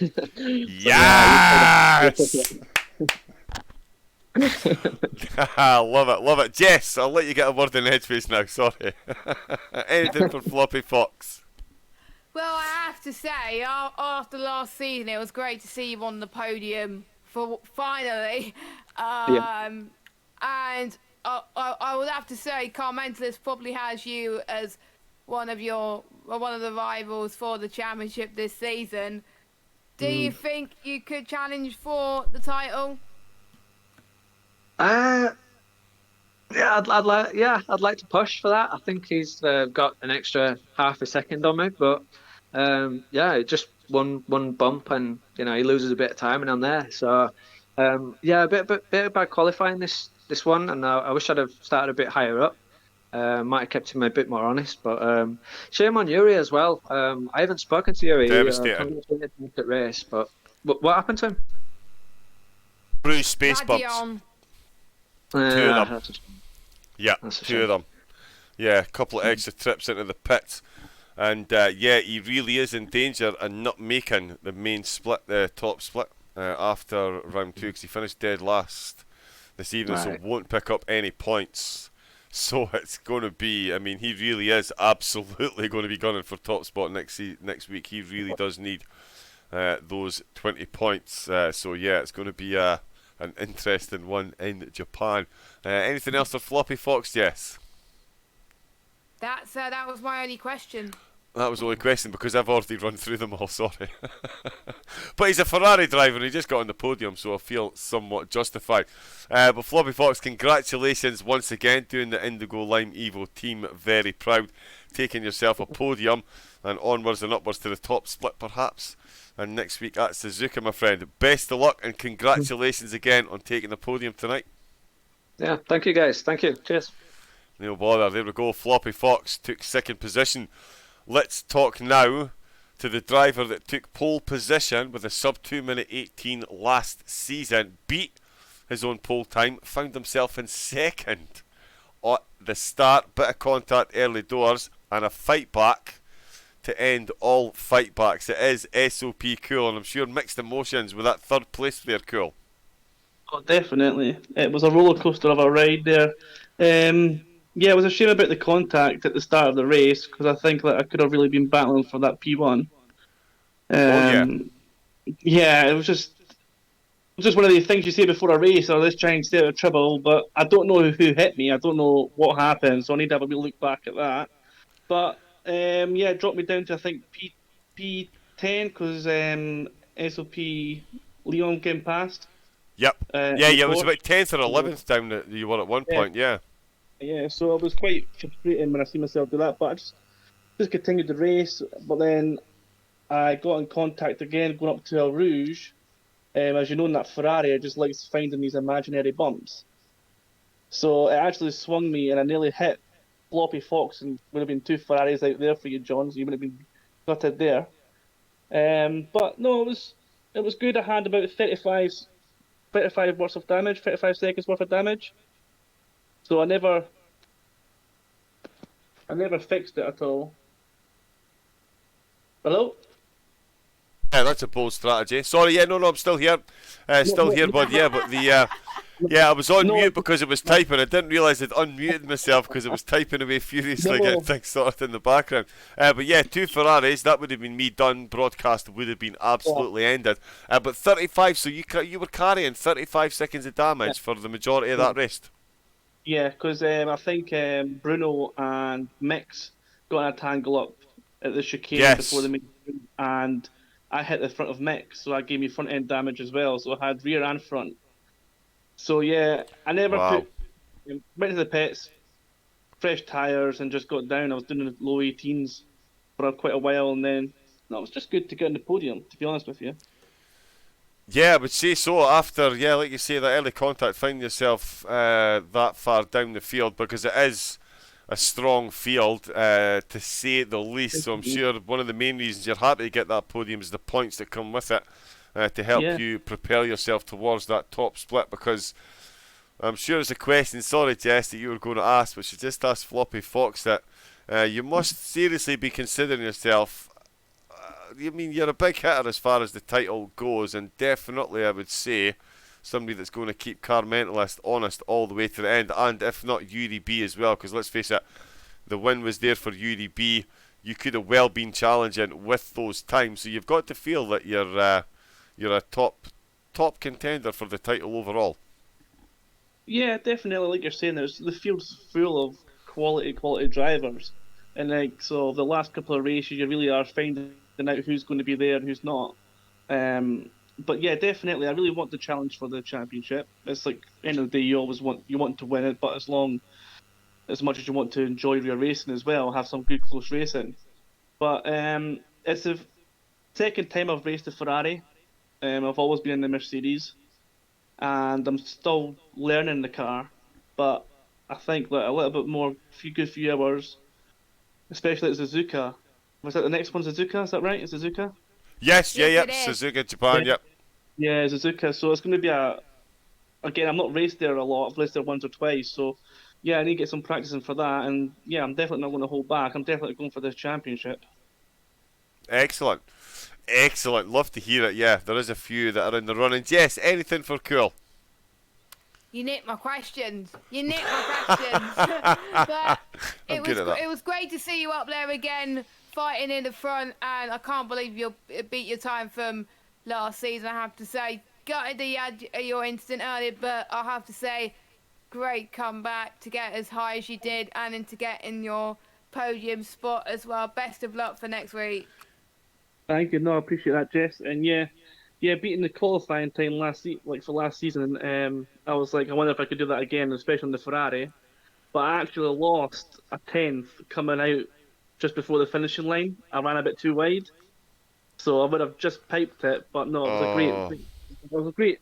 You can't hold it back for all these drivers putting these lap times in. It's just phenomenal. Oh yeah, definitely. Like I say, there was 3 of you under 2:18. Yeah. And you beat your pole time from last season and were, what was it, 6,000s That's crazy. behind UDB. Absolutely ridiculous. Going into next week, cool, it has to be said, so you're at the moment you're on 19 points. So that does put you in a reasonably comfortable position. Get yourself into the top split. Will that have any bearing on your approach to Suzuka, or are you the same as Floppy Fox? You got to go at it hell for leather. Get those race wins tucked in. Yeah, so you won't be holding back next week, knowing that you're safe. No, if you hold back, that's when the mistakes come. There Just you go go. flat out. You know? Yep. The common train statement, if in doubt, flat out. You know what? Someone was actually screaming that to me when I was racing at Bathurst the other night. Quite a Jixer, he's in the chat. I know that's exactly. He is straight on board with that. You're a Scotsman. Colin McRae would say it. If in doubt, go flat out. And yeah, absolutely. So we can expect you back in the comedy box next week with another successful podium at Suzuka. Hopefully, I need to get some practice in first. I've not been round that track yet in this car, so it's interesting. So turn one, the first time you try turn one, please be extra careful. The anti-banked curves, you need to lift slightly more than you might think. Don't try and push it before the Degnas. You can eat more curb in the Degnas than you think. Take the wider approach to the hairpin. Spoon is a dream. 130R, pretty much flat out. And the final chicane, don't cut the exit curb as much as you would like. noted. You're welcome. I've had many a horror show round there in the Ferrari, bud, so I know exactly what you've got ahead of you. But we'll be capturing all here live on One Hub next Tuesday, and we absolutely cannot wait for that, bud. So, congratulations once again, and we'll see you next week. Yeah, appreciate it, guys. Take care. Yeah, you too, mate. Thank you very much indeed. There we go then, ladies and gentlemen. That was our top 3 finishers. Oh, and there we go. We've just hit a bit of a milestone then. I'll tell you what, because you got yourself on the podium, Jess, I'm going to let you announce that one, as you are One Hub through and through and have been here way longer than I have. So please feel free to announce to chat what you have just told me in Discord. I am pleased to announce, even though Yuri B had not the best race, he has become our 200 follower on Twitch. Woo! Oh, fabulous, fabulous, fabulous. And also, the good news as well, we've reached record numbers in terms of viewership. The highest number we had of people listening last season was 18. We matched that even higher tonight. The maximum amount of people that watched the stream tonight was, at any one time, was 22 of you. So thank you, everybody. Yeah, big thanks to everybody tuning in. We hope you're enjoying the racing as much as I am. I think it's, very easy to see just how much I am enjoying this. And as we said, we will be back next week from the land of the rising sun. An absolutely phenomenal course. And it is going to be the course that decides the 2 splits for the remaining 5 weeks of the season. We're going to go to Monza, Brands Hatch, Silverstone, Kyalami. Ah, yeah. And then we're ending it all at Imola. And if Dex doesn't bring me rain by the end of the season, heads will roll. He'll be fired by Nick. Joking. He really will. Oh no, I'm going to be sending Nick bribes and biscuits and cakes and all kinds of home baked goods to make sure that one happens. We even turned up the weather for tonight, and we still didn't get rain. It's unbelievable, I know. Unbelievable. Last big shout out again to sponsors and partners. Mental Health Foundation, it's good to talk. Okay? If you need someone to talk to, jump on the Mental Health Foundation website, jump into Discord, say hello to someone. If you've not spoken to someone in a while, send them a text, give them a quick phone call, say hello. It's always the first step. It can seem the scariest, but it can lead to such better things. So make sure you do that. Next Level Racing, of course, sponsors as well with their prizes for the F1 leagues. We've got 3M with their sim racing gloves. We've got ERT providing the Going Gets Tough award, and of course Vespertine sponsoring the championship prizes. That is a wrap for this week, though. What a week it's been. Another absolute corker from One Hub at ACC at Spa. We're going to be talking about this one for a while. You can, of course, go on to YouTube and watch all the races back. I strongly suggest you do so. Fat Rascal, I hope you're enjoying watching the VODs back. You're fast becoming one of my biggest fans, bud, and I love the fact that you love the racing that you're getting and the commentary from ACC here at One Hub as well. The bittersweetness, of course, no Kane tonight, but we were joined. An absolute pleasure for myself again. She is the finest in the business when it comes to commentating, and she even gets on the podium in Formula One. I was Miss not Jessica expecting Ball. that. I was not expecting that. It was a huge shock, but and I got Well drive deserved. today as well. And I got Oh drive today. ho! Get in! Is there nothing this woman cannot do? Hopefully we'll have someone in the commentary box joining John next week. Hopefully we got someone lined up. Let's just hope he says yes. Yes, pizza and espresso. Pizza and espresso. I'll show him this That's back. the You'll be clue. straight on board. You'll be That's the straight on clue. board, I tell you.